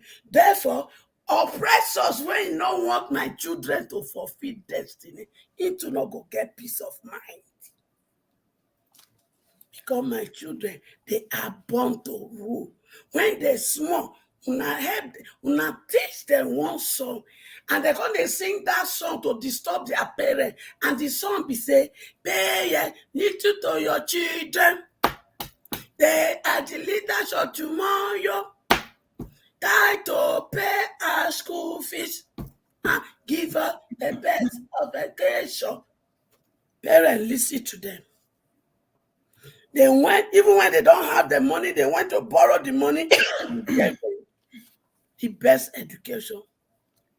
Then when they come finish, for them to take leadership position, God they tell me, now God they yakpata for me, say my children not fit take leadership position, that they don't have experience. All the experienced leaders from Obasanjo till today, what are they giving to us as dividends of democracy? Obasanjo, he go collect that farm for altar. It belongs to Nigeria. They make that farm during the period of, I think in IC during that time, when he be military rule, when they do what they call Operation Feed the Nation. That was when altar farm was established. It belongs to Nigeria. But Obasanjo now colobi it for himself. No worry. You go know. All of them when they are alive, when they enjoy Nigeria, and history tell me say Nigeria money be big for past pounds, it be big past dollar, it be big past euro. The same people that enjoy Nigeria that time, now they don't make up their mind to become my children's oppressors. It is time for me and my children to oppress them, and my joker card, we go take and oppress them well. Mama Echo, they say may I ask you why you allow them rig Edo election from Olumide? That's a question for you. The question is this. Anything when you not plan and prepare, you're not the winner. So they didn't plan and prepare. And me as a person, I wasn't well when the whole journey started, because we're supposed to start that journey as soon as we finish election. But I was sick. And as I sick, I don't feel do anything. And then a lot of things never entered this head to work. So I get to go and wrestle with God, just like Jacob did. And the Bible says in the book of Isaiah, God said, make I give a strong reason why I they ask for waiting and they ask. So I can't give Papa strong reason. Me, I can't they discuss like this, the way we they discuss. I tell her, say, Papa God, you wicked. Yes, I said so to him. I told him that you said in your word that he that knoweth to do good and fail to do it is a sin. So you are a sinner. I said, because my children, they give you worship. You take the worship, whether the pastor na goat pastor, or the pastor na sheep pastor, or the pastor na I call you, or na the one when you call. My children just they run for you. Because out there only two class of Christian day, the sheep and the goat. And the sheep and the goat, I classify them for another category. The sheep, they are the one God called. The goat, now they call Papa God. And the one wey call Papa God, I plenty. Now that they use my children, they do tololo, tololo, tololo, tololo, tololo. When they want protection, they go carry bodyguard, they go carry bulletproof car. But for my children, they go sell the fake anointing oil, anointing water, anointing everything. So they very soon they go they sell wig for church as anointing because they don't sell everything finish. You know, see your mother for fair. If you see the list of the thing when you roll out, now wig they not come there yet. Other classified people, they are the goatee, and not classify them as people who call God. So I am not fighting so that before I go quote, touch not my anointed and do my prophet no harm. I am not fighting against the sheep pastor. Those are the people God called. And those I am fighting against the goatee pastor, and that the Adegboye is one of them. He's a goatee pastor because that content point in his life is no longer the God that called him that he listened to. He decided to call God. That is why he can change things anyhow. That is why I can tell my children, say a day will come where you want to travel. You don't need to enter aeroplane. You don't need to enter a car. You just stand gidigba and you say, UK, here I come. And you see yourself in UK, Igada. How many times that they don't use that method to travel? How many times? Only for me to even find and say, the Jerusalem, where Jesus Christ come from, the Bethlehem, they not carry Christianity put for her. In fact, the percentage of people who are Christian, they are not more than 3 to 4%. And here for Africa, we turn into business. One of my pikin asked me today, say, Mom, this your joker card, you go put down for the people when you call God, as you describe them. I said, of course, if there are things, when I write that down for me, because everything we must clean. My father asked me to bind myself when he was trying to talk to me. He said, I should pick a broomstick, and I picked it, and he asked me to sweep. And I said, Papa, I can't sweep nothing. He asked me to break it, and he break. I said, Papa, he break. He said, okay, I should carry a bunch of broom, and I carry, and he said, sweep, I sweep. He said, what did you say? As I was able to sweep the house clean. He said that you and your children, you work together as a bunch of broom. In answer, I should break. I couldn't break it. So he told me, as long as you and your children work together as bunch of broom, nothing can break you. You will be able to sweep out these wicked people that you have been crying to me day and night. That is why I can beat my chest like this. That come 2027, inshallah, my children are taking over. I was thinking to wait for 2027, but when Mama yet throw that into me, Mama, you promise. There are things you say you will do. You've not done it. He hit me deep, and I said, Father, my daughter has challenged me. Then I have to start doing things. There are things I put in the cooler. Now I want to do it. Give me idea. And he gave me a joker card. So well, Olumide doesn't believe you. He said the no, next trip. I Why don't want we them. go See, believe you again? Pastors and imam don't whine us too much. Go hard for Olumide, me I know, to and I even believe. want you to Go believe hard me. for me. Olumide, Olumide. not believe me, because even me myself, I not believe myself. I'm only going to obey the owner of my children in Nigeria, and that is God the Father, God the Son, God the Holy Spirit. I'm only obeying. Me, I not believe myself. So if you not believe me, if me myself not believe myself, how come you can't believe me? I only believe He that owns the universe. I'm just a vessel. The battle belongs to Him. He only asked me to say yes to the assignment. I question how it will happen. That time Nigeria never be waiting be now. 2017, That is when he gave me the assignment. So 2017 till now, we'll be working with him, asking him. When he gave me assignment, I didn't even know I have to establish NGO. But each day he gives me. And I told him, Papa, I have two wars to fight for my children, the political war and the economic war. And I have to win the economic war before I win the political war. And I said to my father, Papa, when you call me, you ask me to enter into Facebook street to go and see what my children are doing. And when I enter into Facebook street, I couldn't behold what they were doing.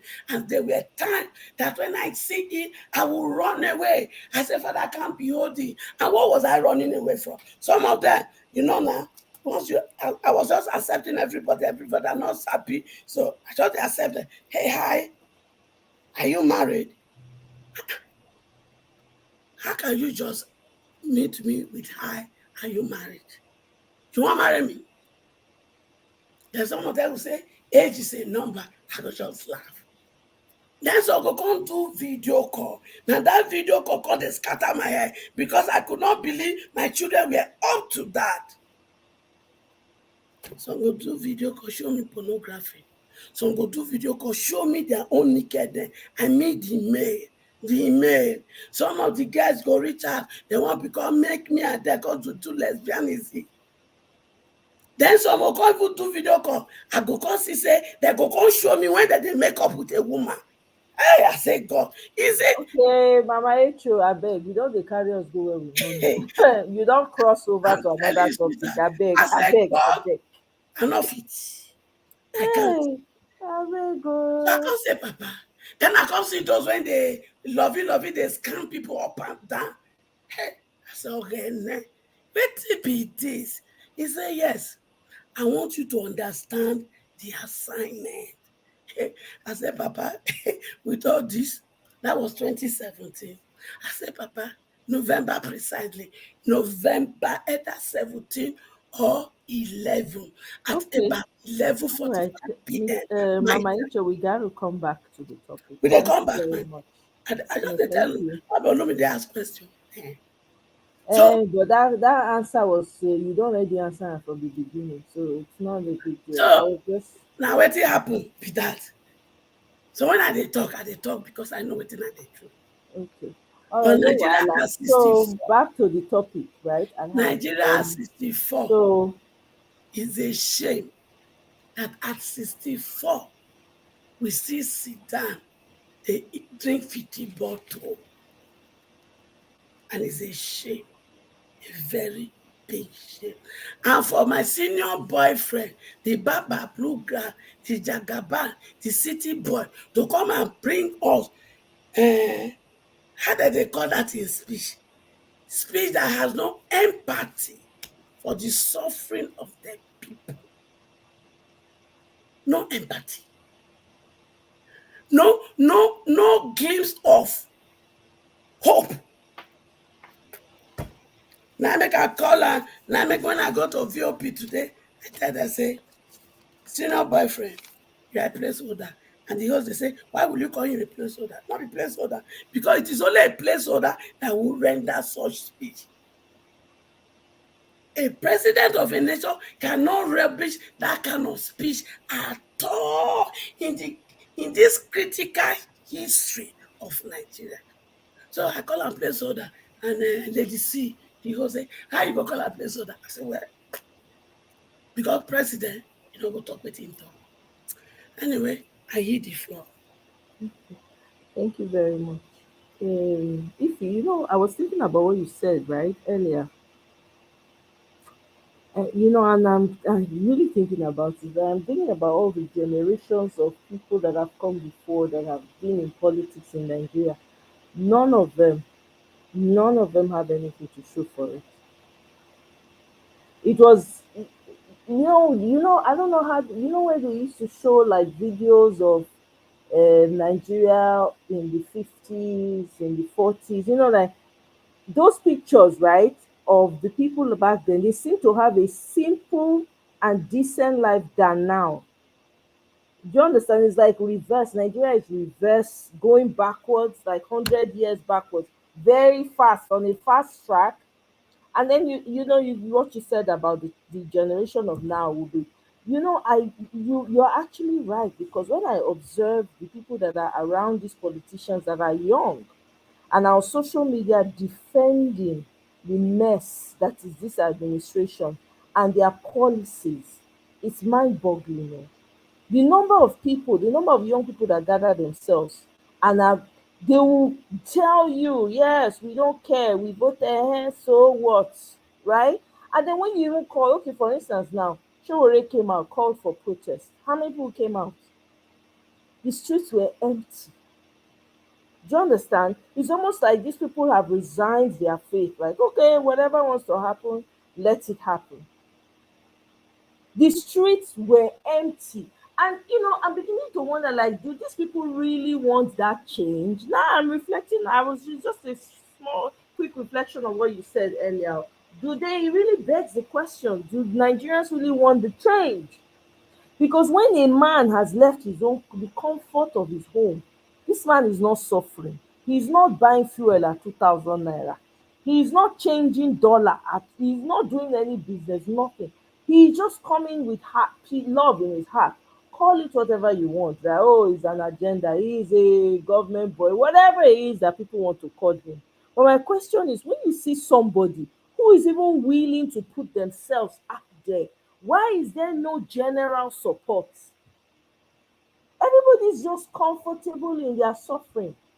Everybody's comfortable buying fuel at the crazy amounts they are buying it. One tuber of yam is what? Almost how much? 4,000, I 6,000. I can't even remember. Whether it has even gone up more, I don't even know. Right? You go to the market, you can't even buy anything with 200,000 naira. You can't.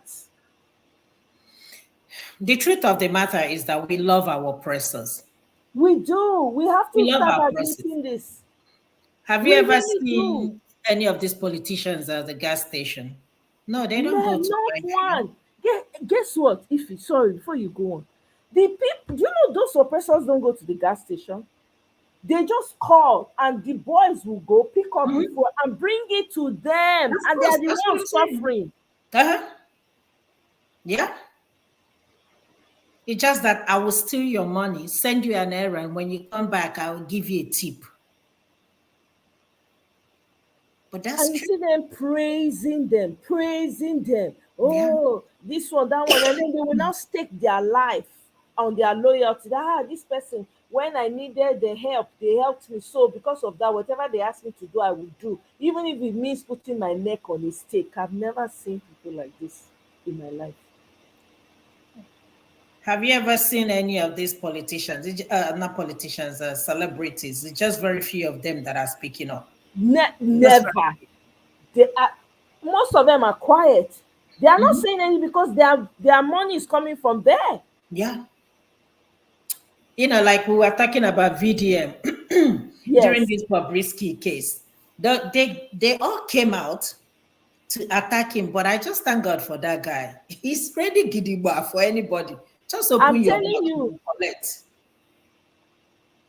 And his response, oh my God.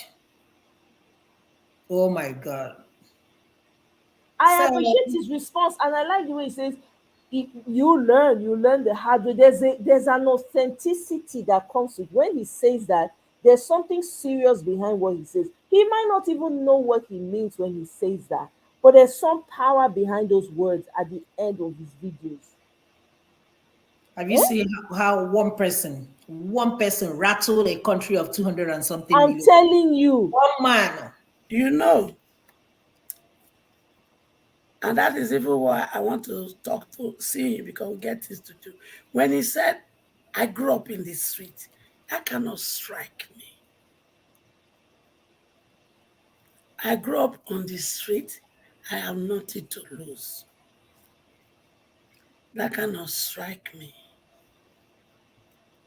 And for the fact that he's from Edo State, he would have also have grown, be among those street children in Ring Road, in Urban Market.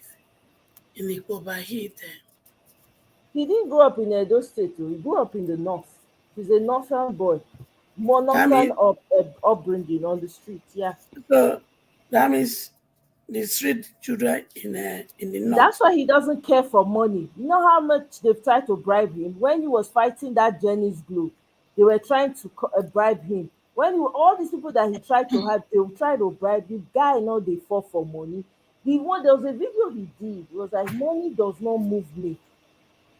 Because Money does not move me. You know, yes, when you have somebody that's that convicted in his mind, because you because see growing up in the street, he the has seen the rot in worst. the rot, right, in Nigeria. There are a lot of people who grew up on the street and are politicians today that are even wrecking more havoc on us. But this man has conviction. He's not just growing up on the street. He has conviction. Oh, MC Oluomo grew up on the streets. There's so many Agberos that grew up on the streets. They And what never are left they the doing? street. The politicians brought them over, and now Mhm. they become governors. Some of them are councillors. Some of Yeah. them are local government chairmen. Mhm. If we have 10 of VDM in Nigeria, things will turn upside down. It's true. Yeah. Because the Things thing will is, turn around. yes, you are right. It's not everybody that grew up on the street You don't have to grow up in the street in order for you to that be in a that video. has Exactly. that has the heart of humanity. Even some people who live who were who life was hard for, and the Lord, they are now having something. It breaks my heart for them not to have heart for humanity. Because what you are saying, you suffered it. So how do you feel for these people? Or because somehow God has brought you out and you begin to use that same money to oppress those on the street, those who does not have. You begin to do competition with everything, and now they do competition. I better pass my neighbor before knowledge. But now it has spread to the kind of school your children attend, the kind everything. God forbid.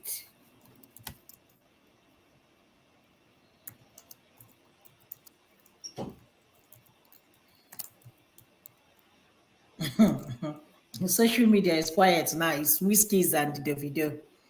But for 1 week, this man threw Nigeria into a chaotic situation. Who's that? Everybody was running kitty kitty kata kata.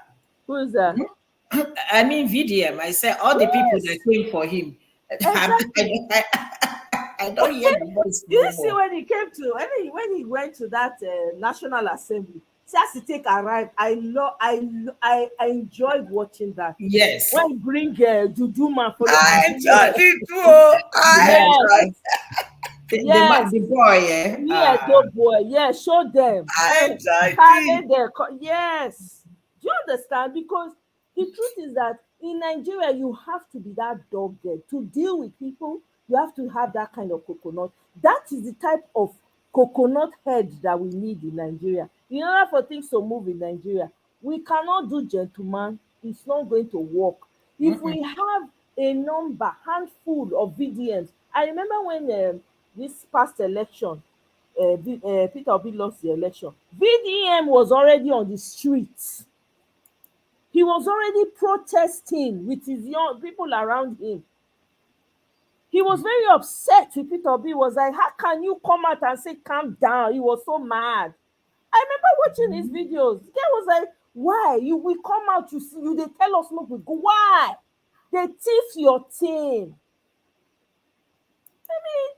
We need people like VDM in Nigeria. That's the only person, people with that kind of attitude that's ready to match energy for energy.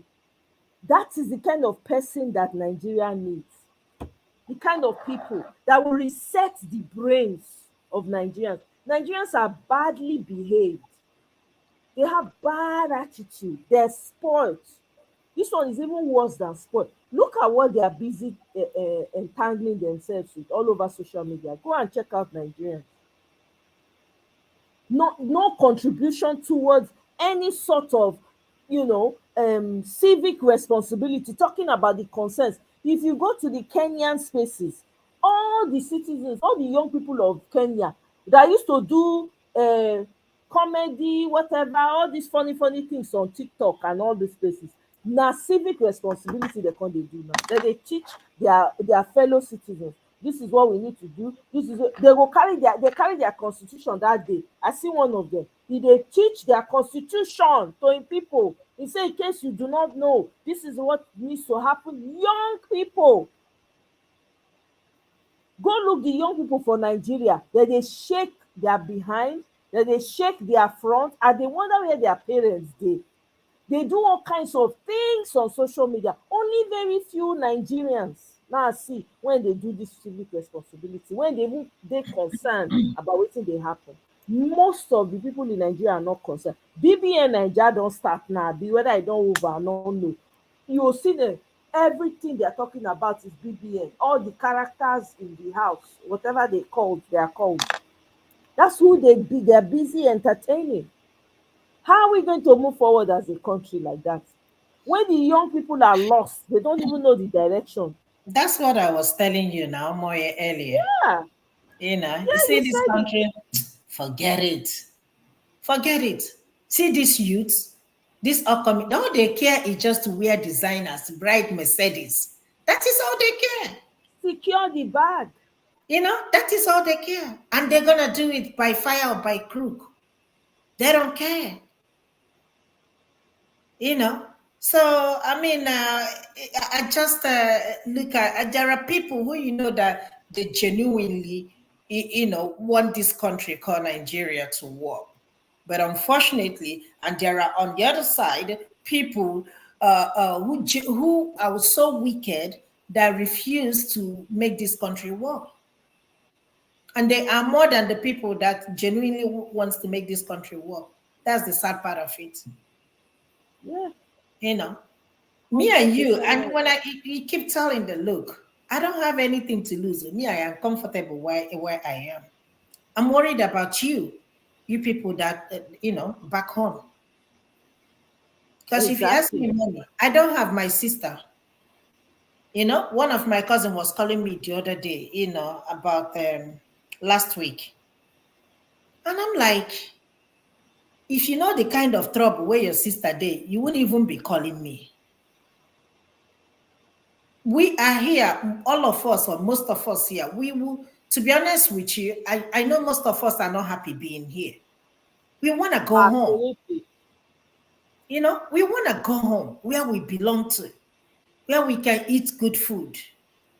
The Nigeria I knew about 20, 30 years ago, growing up, where you can play with other kids and go 2, 3 streets away from your street and play. Nobody was talking about insecurity. Nobody was talking about kidnapping.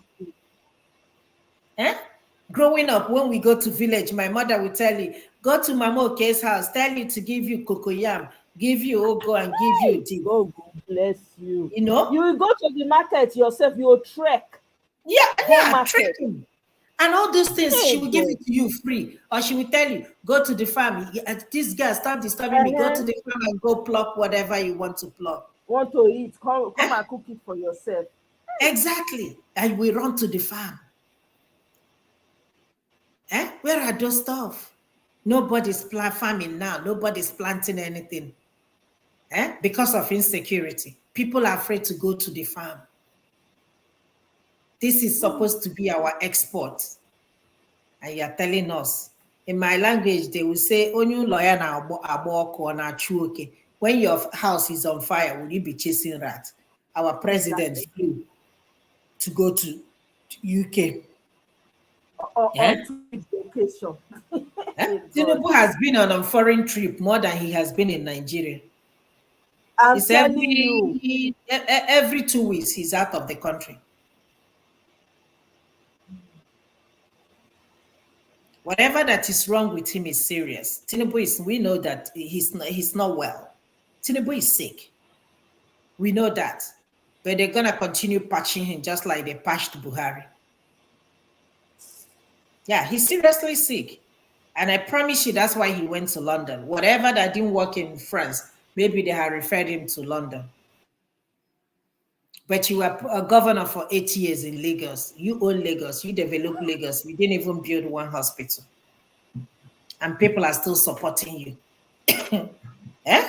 Your oppressors are still pressing your neck all the time. It's a strategy. Eh? He And you're still strategized pressing. Lagos. He built Lagos. He Eh? founded the Jagaban. Atlantic Ocean. Uh-huh.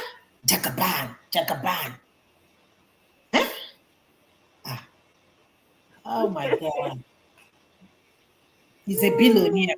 Tell me what business. You remember the coastal highway they started? I don't even hear minister of work or ministry of work. What's his name? I They don't hear. don't abandon am. Oh. You know who is talking about that money now? Nobody. They don't share money. Finish. Yeah. They don't share am, they don't collect money, they don't pocket am, they don't abandon project make dem no put mind. The person business when they destroy, e no concern them. If you ask me, No. my own propaganda be say they destroy that business intentionally. They no wan build no goddamn co because they suppose don before you build anything, you suppose get surveyors wey go survey the land, make Now. sure say everything wey you dey do. You no do Yeah. that one to show you say it was on purpose. You destroy that business to take away income from that person without compensation. No, no, no. Nigerians are wicked. I'm sorry, wicked.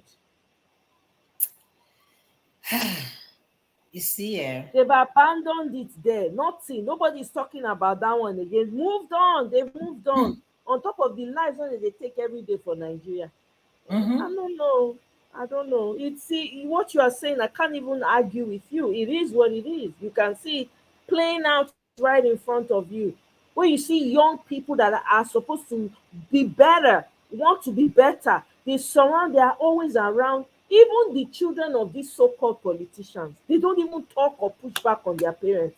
I remember when I was growing up, they say things my parents were doing. I'll say, no, I don't agree with that. I go tell my parents, no, I'm not gonna do that. Nah, I know they agree. I never see this kind thing. They go, they follow along. As far as say the money they reach their hand, they've now packaged their children now to take over. So that when they are gone, their children will continue to lead. Continue. Exactly. That's what I'm saying. You know, that's what I'm saying. That's what I'm Chai, saying. The former CJN, you see how he carried all his family members that are lawyers and put them in strategic positions. yes. I beg. And somebody will now come and say, oh, that there's no way. It's not okay. The contract, right, to go and destroy and build that coastal road. Is it not a Nigerian? Not be Nigerians they involved. Do you understand? Why did they know? Why did nobody come get up and say, no, I can't do this. So no, I can't be part of this mess. Did anybody Come. challenge them? Nobody Nobody challenged. opposed it. In fact, did anybody even vote for that on the floor? I'm Nobody. telling you. All these loans they're approving. Yeah, before they approve any loan, it's gonna go through the House committee. Do we even have that? The For next thing here, that House Nigeria committee borrows one time. Na that anything wey you want, they go sign am one time. fresh loan, billion. What are you doing with all this money? What are you doing with all this money? And then Shetima got the nerve to go to what is it called? What's this conference that he went to? Omore, the Which one he came here UN? now, UN, to Yeah. ask for debt forgiveness. I'm like, They beggy, carry Ah? beggy self go I'm there. like, hell People no, are nobody talking should about forgive their debt. important things. Oh Yeah. no. You have to pay and pay with interest. Forgive what? Forgive what? No. They have to pay for it and pay with interest. You forgive them, they will keep borrowing. You keep borrowing. It's not even borrowing, they keep stealing. Yeah. It's not borrowing. And starting it away. Steal You and know? start away. Steal and start away. But you know one thing I love about this world? Somebody said something was on Instagram, was just ranting. You know, he was just lamenting. I will only sleep in one bedroom, drive one car, do this. Everything is one at a time. All this money, what are you gonna do with it? Exactly. What are you gonna do with it? What? You have, even if you buy 10 fleets of cars, you can only drive one at a time. One at a time. And when you die, you're gonna be buried in a casket. Wood. Let me tell you something. Somebody was showing, I saw a TikTok video, African presidents and their and where they were laid to rest compared to Oyibo presidents where they were laid to rest.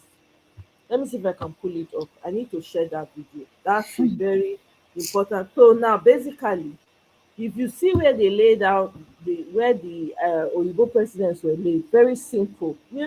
For ground, plaque. That's it. If you see where they put the African presidents, hey God, I beg. Some na like pyramids, massive, eh, gigantic. Some of them made of gold. I kid you not. Now the person when they talk and person when create the content can say that's to tell you the mindset of these African leaders, right? In their death, they rather make massive building for them. Meanwhile, their people they suffer. The place they bury the man when the former president of Congo. If you see the place, it be like house. Eh? Meanwhile, the Oyibo one very simple, just buy a put plaque, you just fancy place like that, flowers around, that's it. Where they bury, what they call that man, JF Kennedy, the Bush, the old Bush, Yeah. what's the other one's name? Ronald Reagan. Yeah. Simple. African own. If you see the edifice where they put them, but their people they suffer. No. The only way Nigeria will work is things to crash, bottom up Yeah. completely. I'm sorry. Yeah. Yeah. We have a long way to go in that country, honestly. For those of you people that believe that Nigeria will get better, not for me, because I don't believe it's gonna get better. Because you can't expect to be doing the same thing, over and over again. Tell me what has changed. Nothing. From Obasanjo to, is it Yaradua, Is it not even whatever, Obasanjo is part of the problem? all All of these them. people were part of the problem. Is Obasanjo not the one that laid the foundation for this bribery that is going on in the Senate, where he wanted to do third term? He's the one. He's the one that brought this crap on. It's the same Obasanjo that moved all those oil companies from Warri, from the Niger Delta to Lagos, all because they wanted to monopolize. Monopolize it, yeah, monopolize You everything. understand? A lot of people lost their jobs and livelihood. From the Niger Delta, they deprived them. Meanwhile, they make the oil. Who does that? He carried the whole thing because he said that they fight. That they fight because the federal government wanted to take over the oil completely, and those ones are like, no, that's coming from our region. It's crazy the kind of injustice that's happened in Nigeria. It's mind-boggling, man. Yeah. The number of people that they unalive till today, they talk about Niger Delta nonsense when they do. They don't. They sweat it under the carpet. People when want collect money don't collect money enter house. My sister It's Omoye, probably you go ahead. you believe that Nigeria is gonna get better. If I you want have me the to little believe hope. you, okay. I have If hope. you want me to believe you, let us start from one place. Let us start by fixing our refinery. That is number one. That Open would up the be seaports in every region. exactly. Open up the seaports In every region. so that it will not be one place. Have more international airports working. Exactly. In every region. I don't have to come to Yes. Lagos before I go to my village. I don't want to, exactly. I don't want a situation where if I stop in Lagos, then I will book another flight. No, or it go by road. Have one. If Enugu International Airport is working, if Owerri International Airport is working, if Benin International Airport is working, if what's the other one? Port Harcourt International Airport is working, then we talk about Aminu Kano International Airport. Let us get these airports working internationally. I don't have to either I fly, stop in Abuja, or I stop in Lagos. That's it. Yeah, my brother Abdullah, I agree with you. That's what I was telling Omoye before. And that's why I said if she wants me to have hope that I can support her, that Nigeria will be better, let us start by building all these things. Yeah, you don't have night post, it's gone. Nothing. Nitel is gone. NEPA, we're not even talking about NEPA. Nothing. There is nothing you can tell me that is functioning in Nigeria. One thing. Just tell me one thing, Omoye. My sister, nothing. No sister, not fit talk. Cat got Nothing. my tongue now. There's nothing. There's nothing. Until that, I don't know. It's crazy. It's not that we are not blessed. We are blessed. More than blessed. Blessing is an understatement, sir. More than blessed. Every region has what it has the capacity to be a world-class place.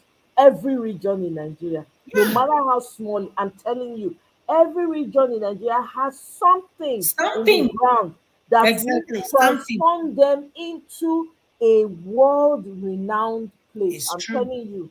Yeah. Every region, that's how blessed we are. But here we are like beggars on the streets.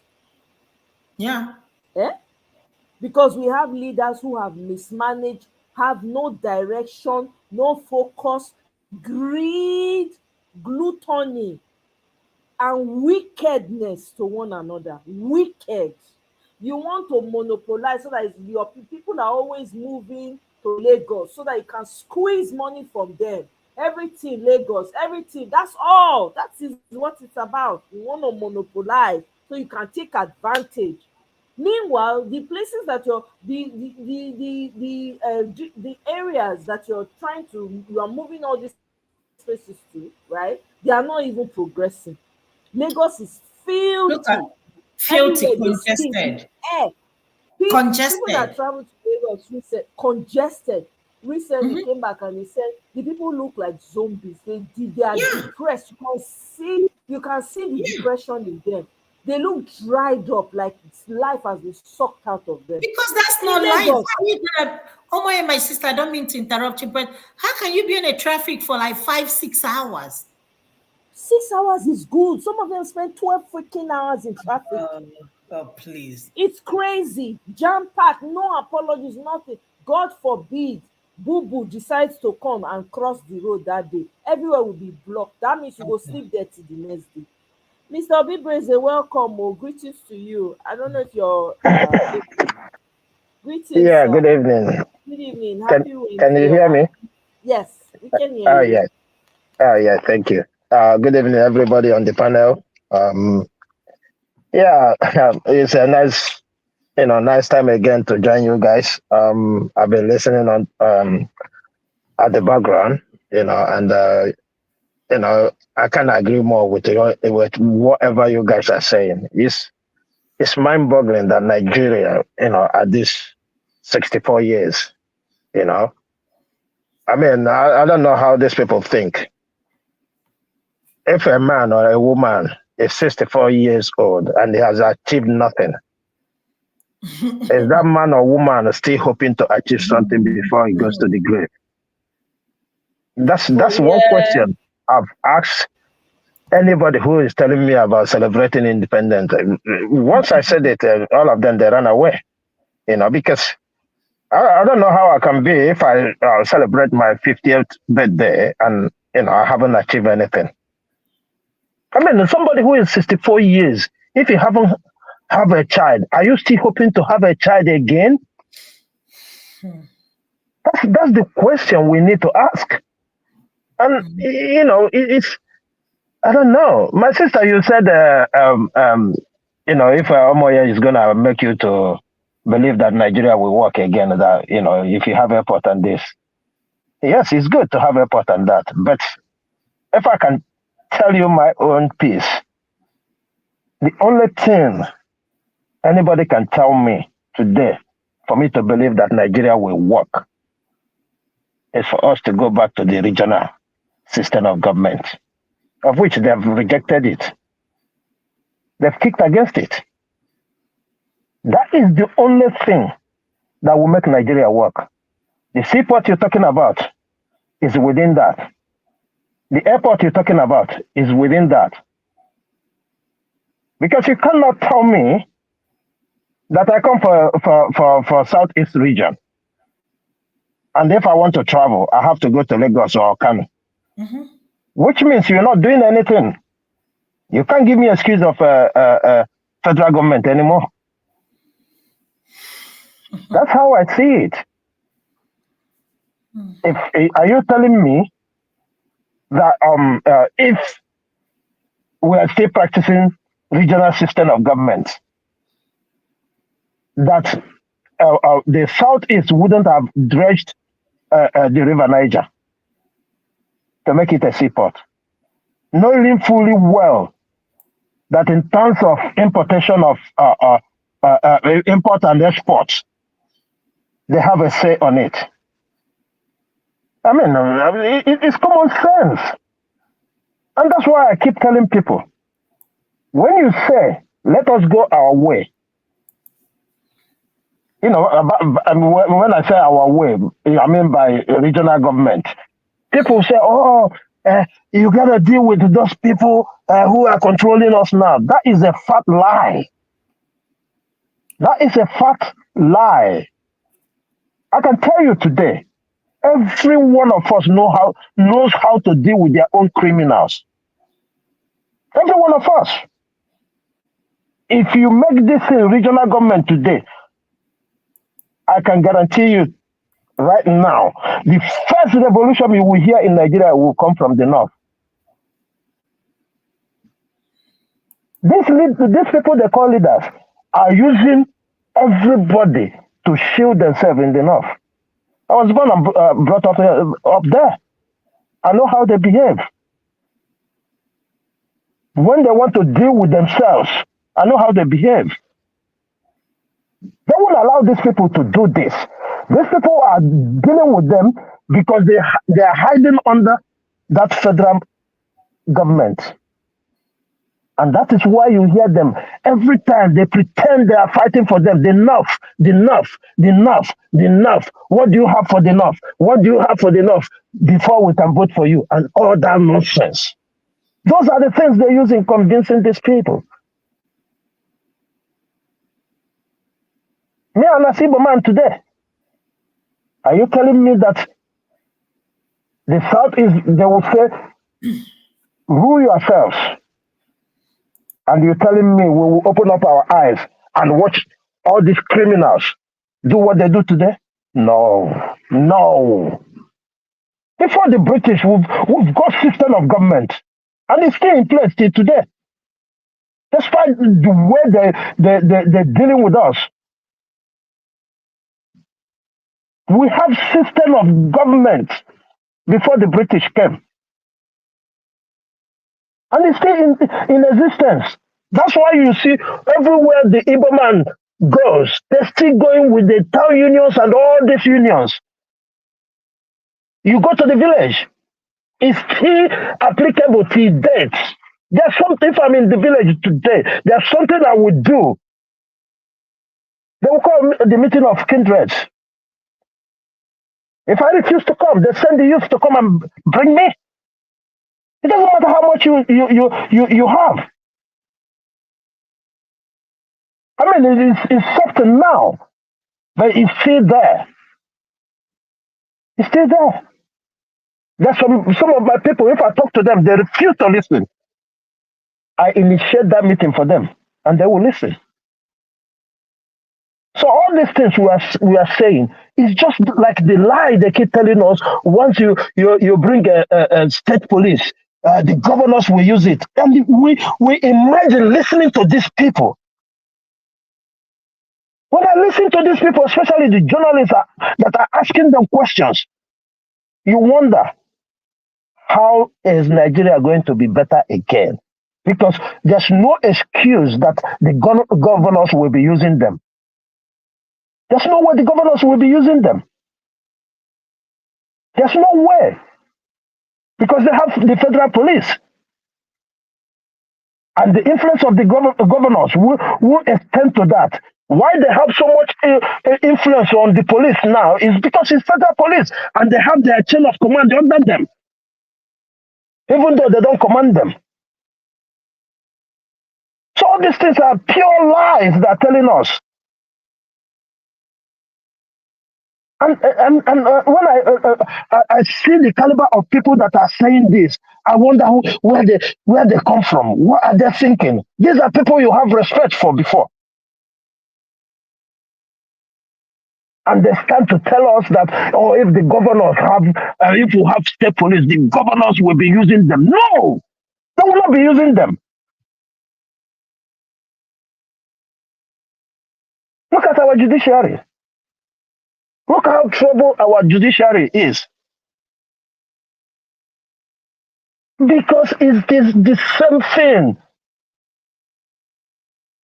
If for example, now we have state police or we have regional government, if the state government are using their influence, you go to the federal because you still have the right to go to the federal. That's how it works. But on each occasion, they just open up their mouth, like Omoyo, you said that the next generation is more wicked than these ones we are seeing now, and that is a fact. Look at Daniel Buala. This is a young, vibrant lawyer living abroad, for Christ's sake. And every time you hear him speak, you see what comes out of his mouth. If they go regional, some of these people, you won't hear about them anymore. That's the fact. It pains me sometimes when I'm listening and I'm hearing all these things. And why are they, saying all these things? They are saying that just to make you and I lose hope. There's no any other reason why they are doing all these things. Because once you lose hope, that is it. They live their life. They don't care. They do whatever they like. Exactly what they're doing now. Are we the only country in democracy who says that a democracy, once you voted the person in, you wait till 4 years, or you wait till the expiration of their tenure? But you and I, they bamboozle us every day that you have to wait till 2027 if you want to do anything. If I'm lying, let somebody tell me that I'm lying. Because all those checks and balances they put there, impeachment and all that. So why is it there? Why is it there? There's so many lies. We need to stop believing these people. Because the more we echo them, the more they lie, the more they capture us. It's just like I heard you guys talking about Nnamdi Kanu or the Igbo people. Nobody from Igbo land is holding Nnamdi Kanu. Nobody will come here to convince me that anybody from Igbo land is the reason why Nnamdi Kanu is there. Hell no. That's a big lie from the pit of hell, if there is one. The Igbo politicians, man. No, Omoye, listen, yeah. Let's be real. Let's be real. Yeah? Let's be real. They are using it for political gain. No. Let's be real. I'm gonna give you why I disagree with that notion. You see why I disagree with that? Yeah? The court system. Let's forget about political negotiation. Why is the court not having judgment on him. Jail him or you release him. Are we going to still call it the Igbo politicians? Because this is a straight thing. Like I said, all these things are things they use psychologically to break us down. These lies. Yes, there might be few people going there to do, but that is the way it works in Nigeria. On every destiny, including when they have Sunday Igboho, including the Showore. Are you telling me that some people don't go there and say, don't release Showore? Are you telling me that? I can't believe that some people don't go there and say, don't release Showore for one reason or the other. No, I can't believe that. So why did he release him? Why? These things are the things they are using psychologically to destroy us. Yes, we know. There's a lot of corruption. There's a lot of things. Okay, for instance, Mr. Bibos, I hate to cut in while you're talking, but Okay. like the likes of Simon Ekpa and the rest of them, right? And some Yeah. of the other Igbo politicians, some of them you can't deny that. And I'm not trying to, you don't have to believe it, you don't have to accept it. Some of them have political gains. There's something they're benefiting, and they know that Nandi is a man of action and words, right? You might not like his style, you might not like the way he deals with certain situations. He's a human being, he's not perfect, but he comes across as somebody who will not put up with half the bullshit that most of these politicians are doing. So it benefits them to have him remain there for as long as this is just my own take on it. And I know I listened to something somewhere when I was Okay. the You see, it's not that I'm saying that people. It's not that I'm saying that people don't go there to say this. If you listen to what I said towards the end before you came in, right? I mentioned it.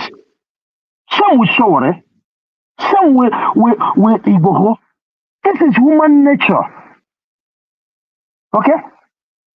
But for somebody to hide under that, okay, let's say Tinubu agreed to these people not to go a political solution. What about the courts? Oh, I can tell you today, yeah, if you go online, on mainstream medias, you will hear the rubbish most of these people you and I respect are saying about Nnamdi's action in the court last time. Okay? Oh, he let down, he disgraced the judge, he do this, he do that. But this very person has been there for over 3 years. And this same judge doing all kinds of nonsense. None of them see it fit to say, look, this is not right. How can you not allow the lawyer and their clients to build up a case, and you want to try that person? So tell me, these are the things. If you look at them, you know that look, there's no excuses for these people to give. No excuses. Let's say the politicians go for the political reason, say don't release him. Okay? So what happened within the court? And because he said to the lawyer, wait, let me speak. He said, let me tell you something. This is the way they started treating Mandela until he gets famous. Exactly. The same way. Go and read it. Exactly. High-handedness, thinking they were trying to break his spirit. Until they made him popular. The whole world knows about him. Can you tell me, because you cannot, how can you not respect the lawyers? Shouldn't the Kanu be the one to ask this judge to recuse herself from the judgment? If I give order, if I'm a judge today and I give order that DSM, look, don't do this, don't do that, and you do it, and I give order, arrest them and put them to prison, and they did not arrest them. I'm telling you one thing. I'm gonna finish that career because it does not want me to go for that career. I will resign as a judge. I won't. What is the meaning of judge? It's obedience. If nobody obeys you as a judge and you sit there, you are a fool. You are a fool.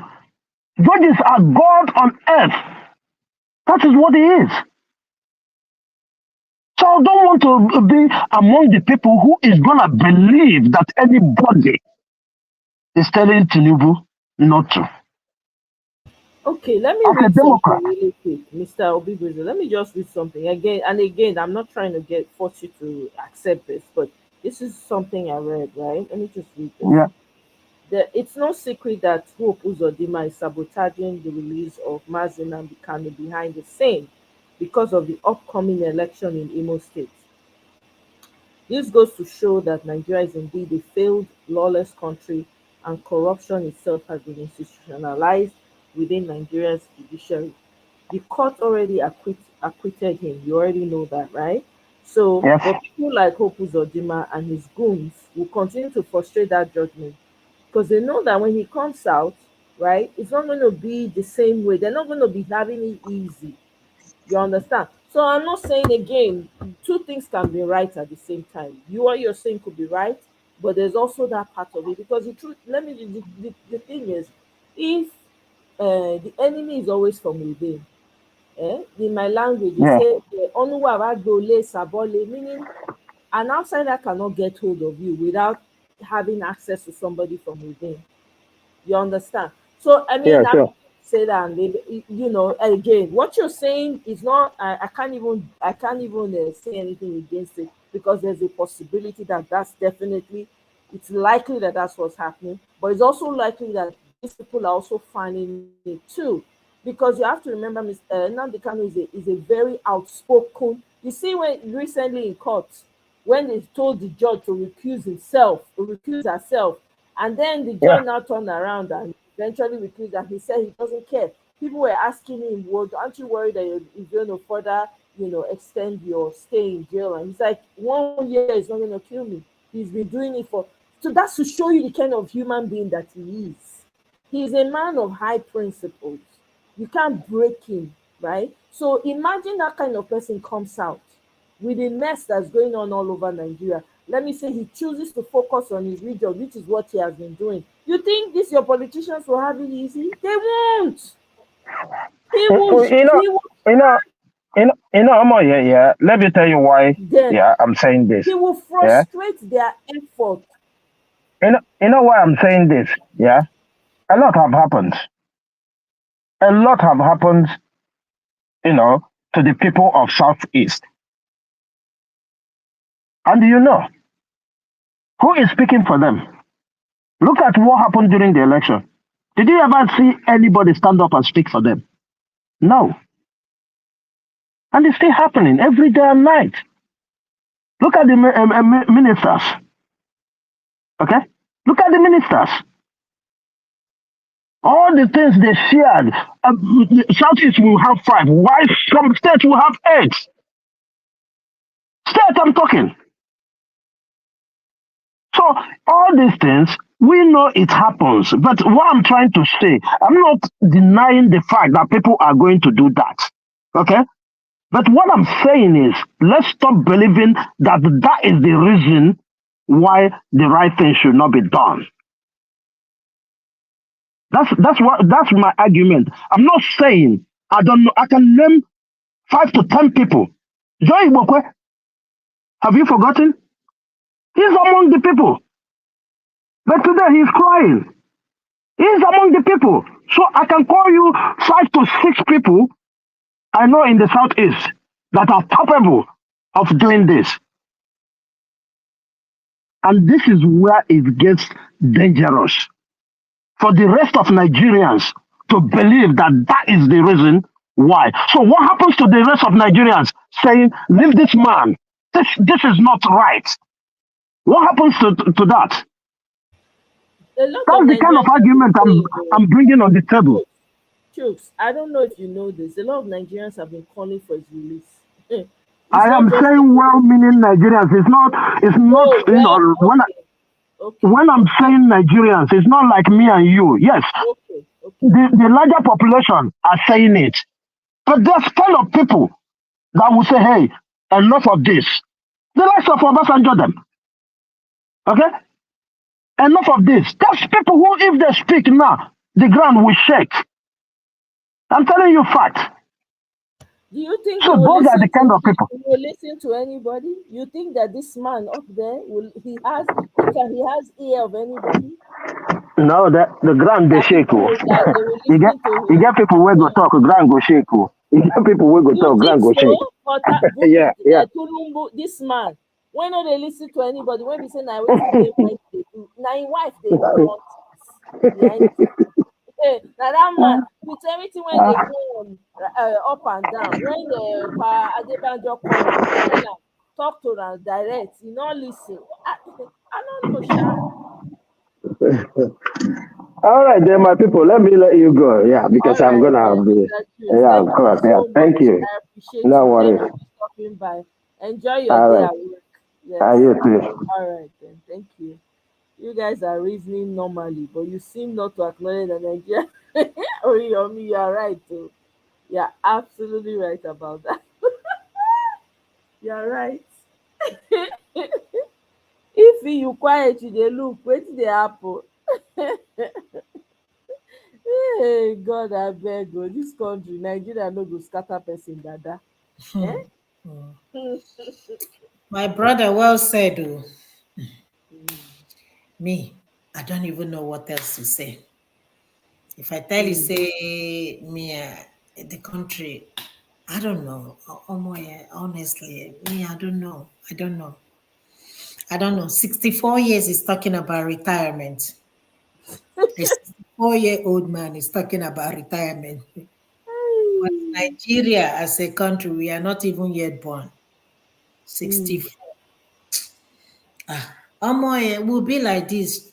Now, sharp, sharp, before you know what is going on, 100 years go reach. Yeah, we no go even dey here again na 100 years. 36 years. Mm. 36 in 36 years will be 100 years. Maybe fuel will be 1 million naira. Hey, Osalobuala omo. You know? Oh, Hey! But Oriyomi say e be like say na you and e seems na only me and brother, Madam Ife dey for the same page. Abdul, my brother, Mm. Nigeria don't go papa. Anybody hoping anything that will come out, nothing is coming out of it. Nothing good. Nothing I'm good. beginning to agree with you people with everything that I'm saying. Nothing Among good people will that are ever come out participating of in them. this corruption. You know. All they want is just now come collect your own, come collect your own, come collect your own. I'm telling you. And just they go. All the criminals, all our criminal politicians, they're still in the same house with them. They are all senators, are all in the House of Rep. Some of them are girlfriends to these Yeah, people. now. They are boyfriends to these people. Uh-huh. So what do you expect? I beg, make we there where we there, Jare. Even if no only electricity where we they enjoy. I was telling one of my friend Omoye, I said Mm, for my, there is where I live, it used to be 2 lanes, right? People were complaining about traffic, complaining. Omo, I don't know whether this thing reached 2 months. So, Omo, come see the road. They don't make them 5 lanes. One day I was sharp, coming back sharp. from, Overnight, oh. I said, for Overnight. my country, Nigeria, now 20 years this one go take. You no go even finish. Five They no lane. dey finish that kind project. You go dey go, dey go. Decongest, the boulevard. I say, for my country, now 20 years, they're still building this. Even reach 2 months. Eh? Come and see how they redesigned it. Just because people complained. They did not riot, just complain. The traffic is getting out of hand. Yeah? Voila, deal. I say, if not for Nigeria, there's somebody will come and commission it. They'll come cut ribbon. Now they are white and Now, pink ribbon. They will carry ribbon. somebody will come and commission this thing, and we will clap. Eh, Another road commissioned by week or built by week, and we'll be clapping. My sister. Meanwhile, there's a lady, I think she's Nigerian. She's in politics I don't know, she's a conservative or whatever in the UK. Kemi Yes, something. I saw The that. girl just threw Nigerians under the bus. Yeah, here Person cleaning. when grew up for Lagos, so she went to school in Lagos, everything. She I married think a Yibo woman, a Yibo man. So she's always emphasizing that her Yibo husband's name. And then any opportunity she gets, she always throwing Nigeria under the bus. I just saw a video of her now. So Nigerians in the UK, you guys, your place is not secure. Mona, sorry. I sorry for now. but did she lie? Eh? I didn't listen to her, but I just read the headline. Yeah. Where she said that Nigerians are coming here to wipe boat or something like that. Something she said. Can you imagine? Huh? But Omoyo, from what I heard, she's telling the truth. In fact, you even find the care job safe na wahala. Then you'll be begging hours to find the care job. I say, sure. See, now the video be this. I won't play the video for now. Make I go my this. I say I'm doing the craze. I'm just saying 64 is another statement. But in Nigeria, 64, they wear pampers. but is it a lie? But not lie. You know, be better person I do. But What do you is it a smoke for lie tonight, though? though? Na lie talk. You know, lie, you're not true. That's You be the talking about cocoa of the retirement. matter. Eh? That's the cocoa of the matter. Improve Nigeria. Okay, let me see whether it's this video. There was one where she was sitting down. That one I will find.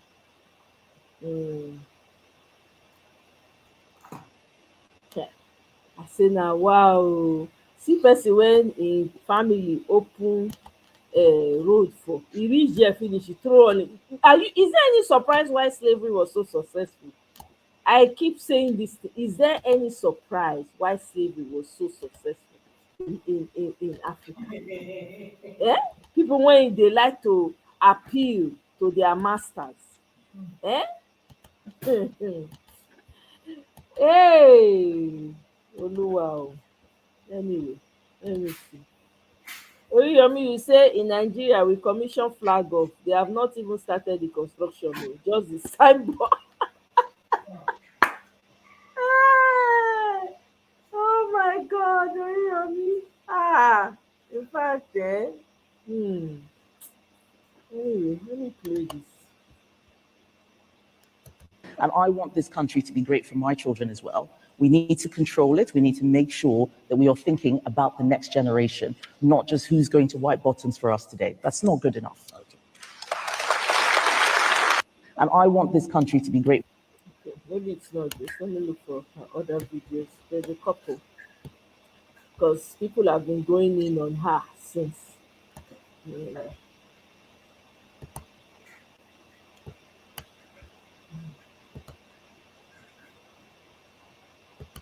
I miss my dad. He taught me the most important lesson of all. Never be afraid to do the right thing. No matter what people say about you, just do the right thing. My father taught me not to be afraid.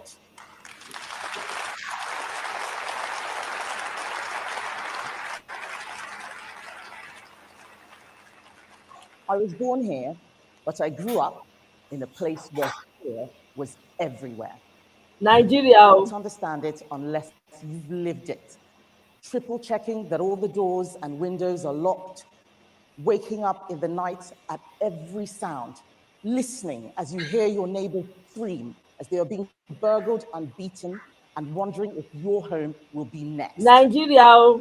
When you've experienced that kind of fear, you're not worried about being attacked on Twitter. Na Nigeria now put down, so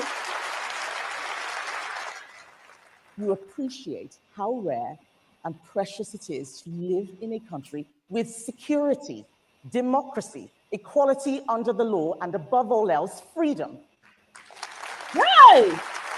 Free speech, free enterprise, free markets, conservative freedoms, conservative principles.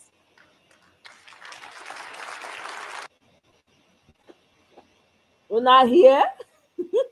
Now you talk about Kokomi. That's Kokomi, exactly what we are doing. We are clapping for our oppressors. I'm telling you, this That's what girl we do. went up there. Eh? This girl went up there, put her two legs together, and said she grew up in a country where fear. Hey God. Hell. Did she Nigeria. lie? Eh? But did she lie? She not. Did she lie, At the Omoye? time she was growing up, at the time she was growing Well, up. if you compare it today, if you compare, that's what I was telling you. The Nigeria of 30 years, we want to go back. We prefer that Nigeria of 30 years. But then we don't know what suffer or suffering is at that point. Then we don't know. Now we are comparing. Do you understand what I'm saying? Mm-hmm. Now we are comparing.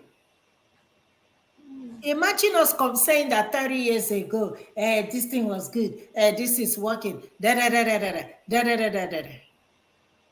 It's because we are beginning to see the Shege promas now. That's why we are saying that 30 years ago, the life we had growing up was better than what we have today presently. Abdul say you have to be abnormal to function in Nigeria. My brother. Exactly. The youths that we are talking about, the leaders of tomorrow, is it not the same Buala and Reno Mokri? That was exactly what I was telling you earlier. Yeah, the youths, these young people will be worse than these old grandpas. The likes of Omoye, the likes of Omokri. My sister. Yeah. Imagine. Huh?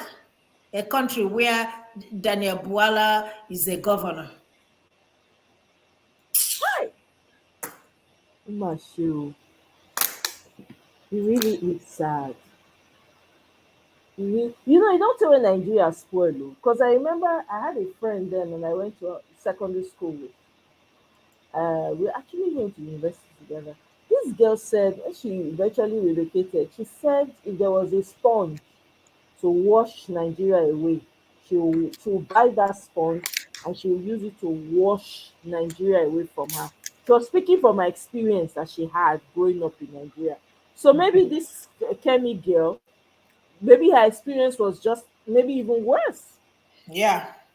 So She's telling you from I experience. really can, in all honesty, criticize her. I can't, because what she said is true. Okay. What she said is true.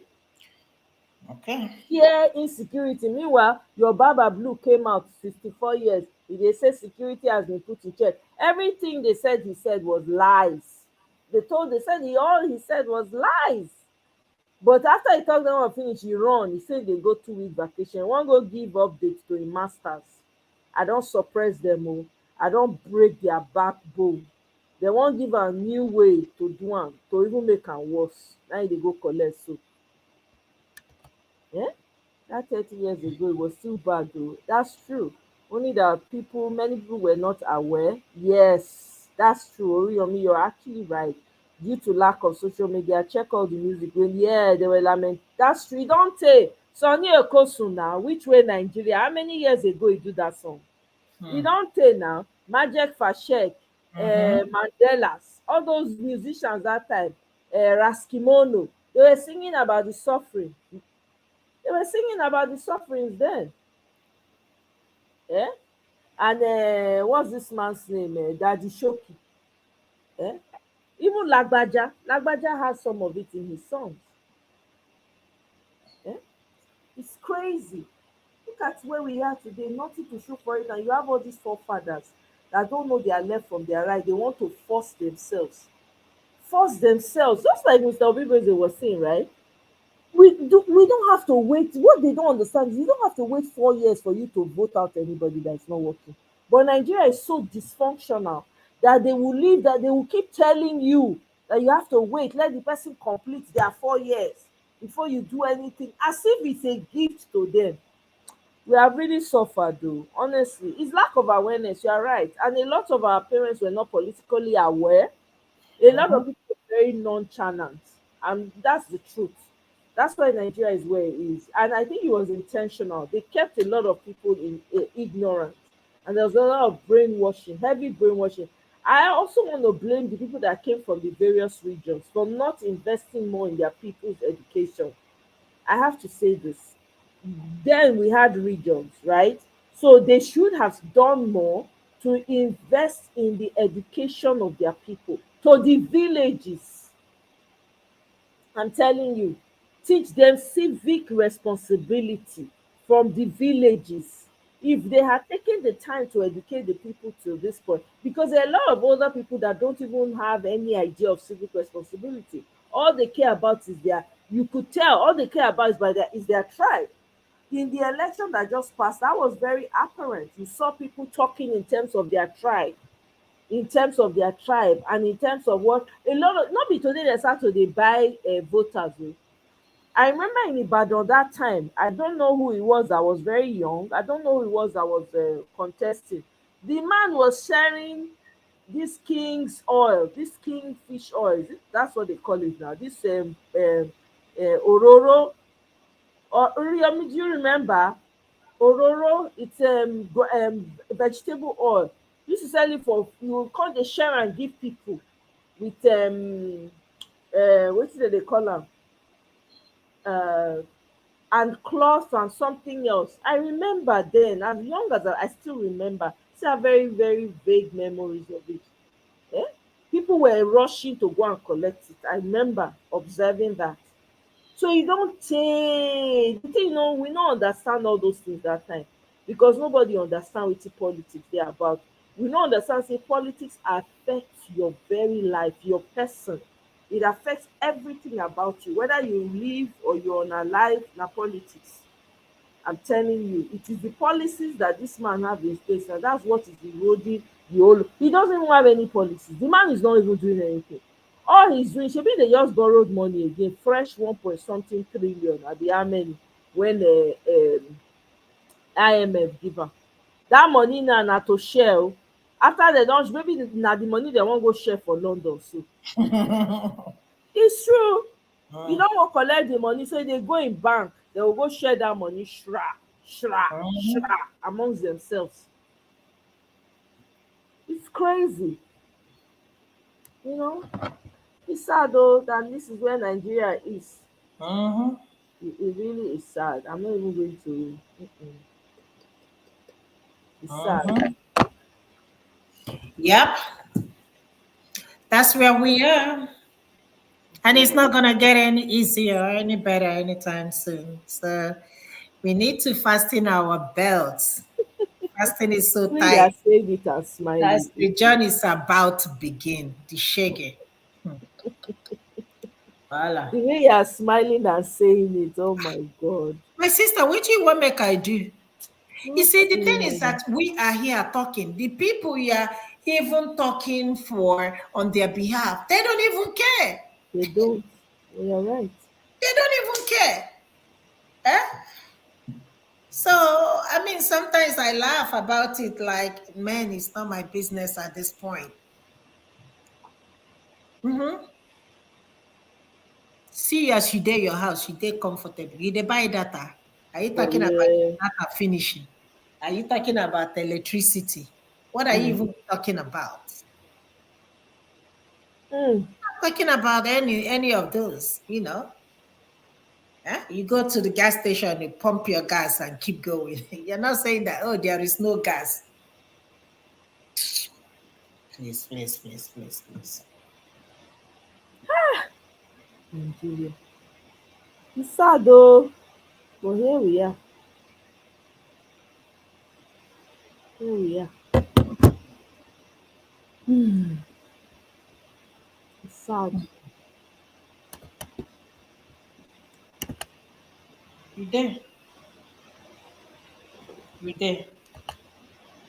People go wake up every day, they live for this same dysfunction, just they carry on for this same dysfunction. They are used to that now. Uh-huh. They're used to that. Let me tell you something. Before I came to this country, my uncle, lives here with his family. The first time he brought his children back, Mm. we went home for Christmas. And they took delight. Hey, come see the sun. If you see how this boy was screaming, we are looking at him like, what is wrong with this? Ah, You okay. never see that kind of thing before.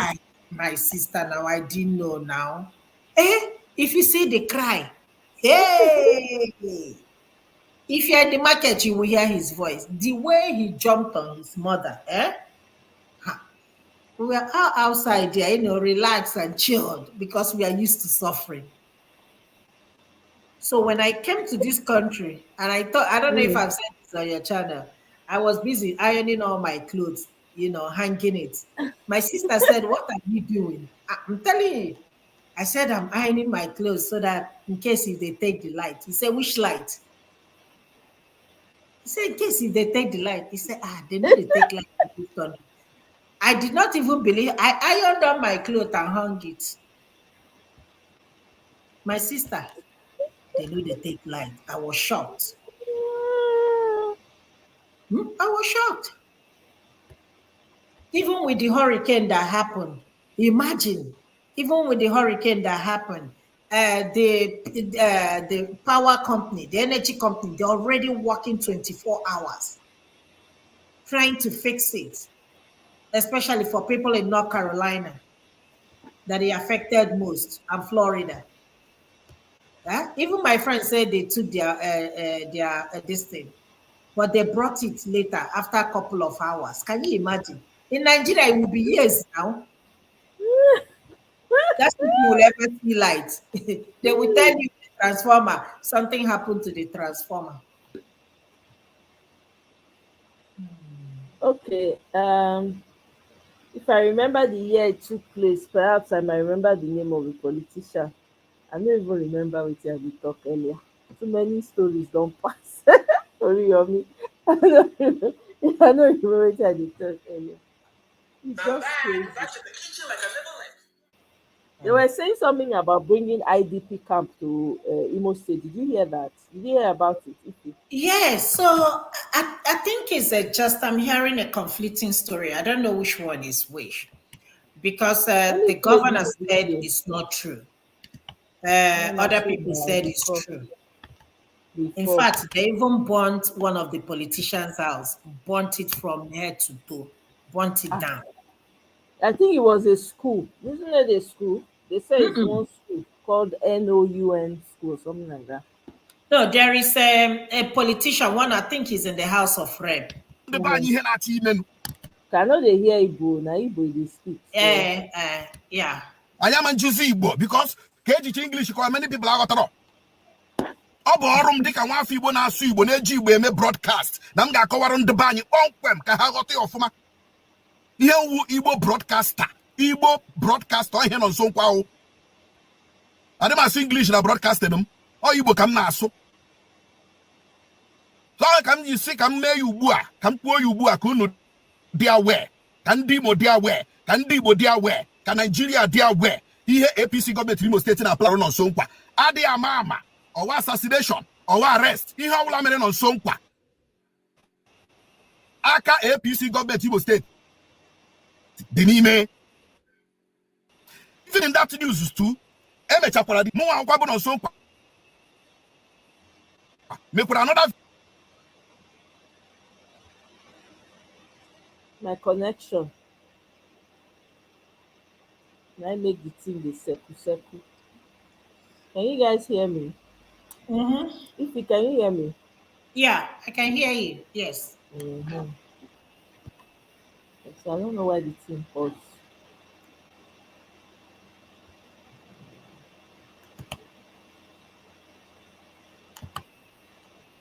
Video telling our people that the senator has given a Mm-hmm.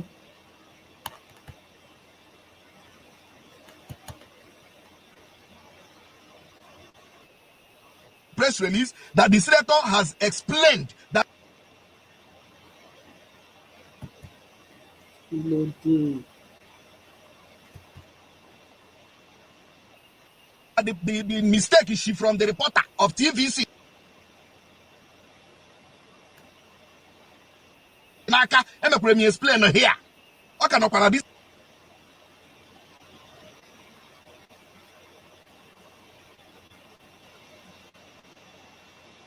is my page. I even posted the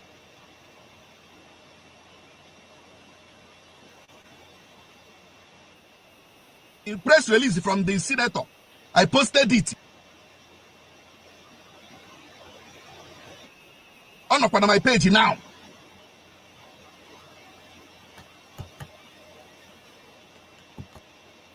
So am I home the APC? I'm really sorry about this, guys.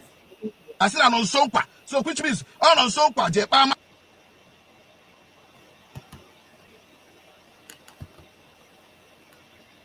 Is on Sonkwa, the warfare. Then we prove it. So when the time comes, Haga is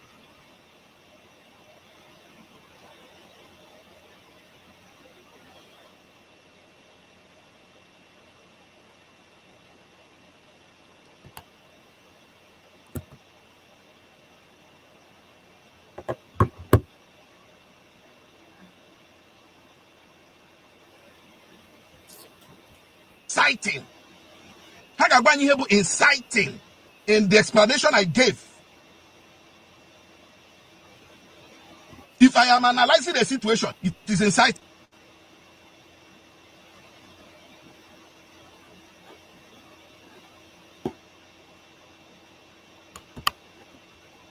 I beg. The thing just the circle, circle, circle. I don't understand. Ah, wow, Nigeria. I don't know. Can we ever stop? To APC. So can Dimo be aware? Ndimo they at alert. Ndimo they at alert. Ihe ndị achọrọ ime nọ nso nkwa.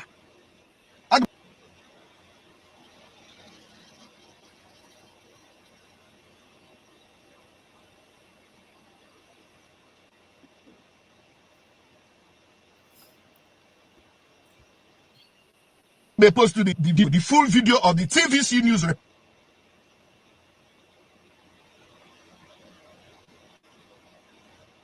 Now for Nigeria. Ka onye ọbụla jiri anya ya hụ kpọmkwem. Now for Nigeria. Oh. So nobody get liver for Nigeria. God. Hey, we are in deep shit. Oh. No. O nwere ebe onye rịpọtụrụ ihe ahụ si na ndị a bụ ndị Nobody. IDP. Ọ bụrụ na ha si nọ IDPs from Imo State, we will encourage it. We will say thank you for doing this. But kunu nenechagodi the TVC report. Kunu mara kpọmkwem nwere ebe onye a kpọtụrụ aha IDP training center na ọ bụ maka ndị Imo. Udo dịrị unu ụmụnne m ndị Imo. So waiting in talk. What's the summary of what he's saying? It's just this issue of the IDP, you know, he was just exposing it. And he said if anything happens to him, you know, hold these people responsible. Pretty much that's just the summary of what he's saying. Even the video was, you know, wasn't clear. Breaking. It was coming in and out. Yeah. Yeah, but that's, I don't know about the IDP camp, but let me tell you, if that is true, oh boy,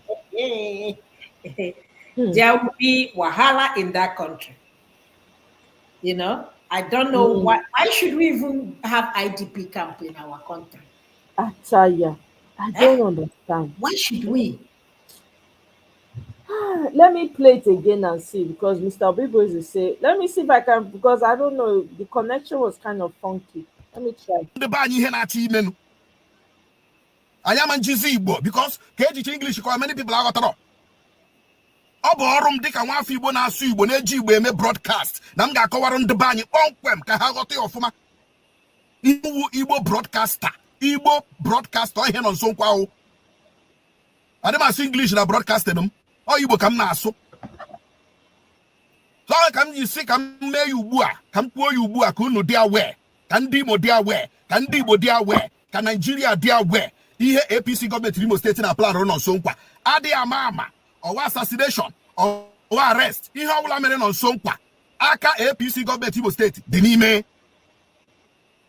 Even in that news too emechakwara the senator n'onwe ya with a press release mụ akwụkwọ bụ nọ nso nkwa mekwara another video telling our people that the senator has given a press release that the senator has explained that the mistake is she from the reporter of TVC n'aka emekwara m explain here.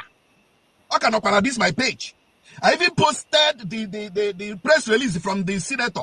I posted it on my page now. So am I home the APC Gaboko I said on Sonkwa. So which means on Sonkwa Jepamachis on Sonkwa Jere warfare. Then we prove it when the time comes. Hagabani Hebu inciting. Hagabani Hebu inciting in the explanation I gave. If I am analyzing the situation, it is inciting to APC. So can Ndimo, they are aware. Ndimo, they are alert. Ndimo, they are alert. You that actually men on Sompa. I will post to the video, the full video of the TVC news report. Going over la Jinanya, Mupon, Mumrebe, on your report, Rehaho, Senanda Bundi IDP. Over the has no IDPs from Imo State. We will encourage it. We will say thank you for doing this. But the TVC report. IDP training center. No, but Makandimo. We don't do no Mundamundimo. Okay. So you heard it clearer now, right? So just the same thing. He was just exposing the ID camp in Imo State, and they're accusing him of kind of inciting violence. And he's saying that this is not inciting violence; that he's just trying to report, what is about to happen. So if anything happens to him, Nonso Unkwa, whatever his name is, that they should hold them responsible. The APC people. Because they're kind of, threatening his life.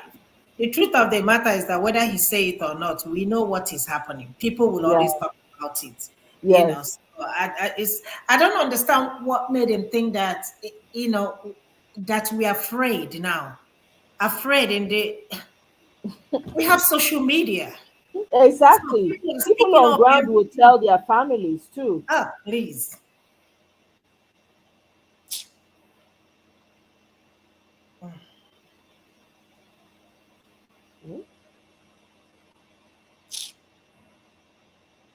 It's crazy to me. I don't understand how you will just carry. I know this government is so inept. They don't have any ideas, no vision, don't know how to do anything, but they just want to be there. I don't understand. I don't understand. See, that's what we're talking about. Somebody business, you will be walking around with 1 million security. For what? For what? Yeah, this is so sickening, man. So, meanwhile, these people abroad, they are complaining of low birth rates. People know they agree born again. Now, so wetin they want born for? See as the world don't turn upside down. Everybody is concerned now. Well, abeg, we don't talk rich for today. I don't know, Mama Echo don't go sleep. You can leave her. Ify, thank you very much for joining Thank you, me. my I really sister. appreciate Yes, another ma'am. day to talk about these issues. But I really appreciate you stopping by. Thank you so No much problem. for Yeah, being yeah, on the no panel. problem. We'll see you again on the next. This your hair fits you well, oh. Oh, really? Aside, Oh, yeah, and the color, I saw when my you friend. It was my friend that I saw it on her hair, but she did Oh, all the gold color. I don't. colors. Oh, Okay, you mix yours with red, right? Something like uh-huh. Just right. it's black and gold. It's not Black red. and okay, it's black and Uh-huh. okay. Yeah, It's thank really you. nice. So crochet. That's the only thing Mm. I do in this country, I beg.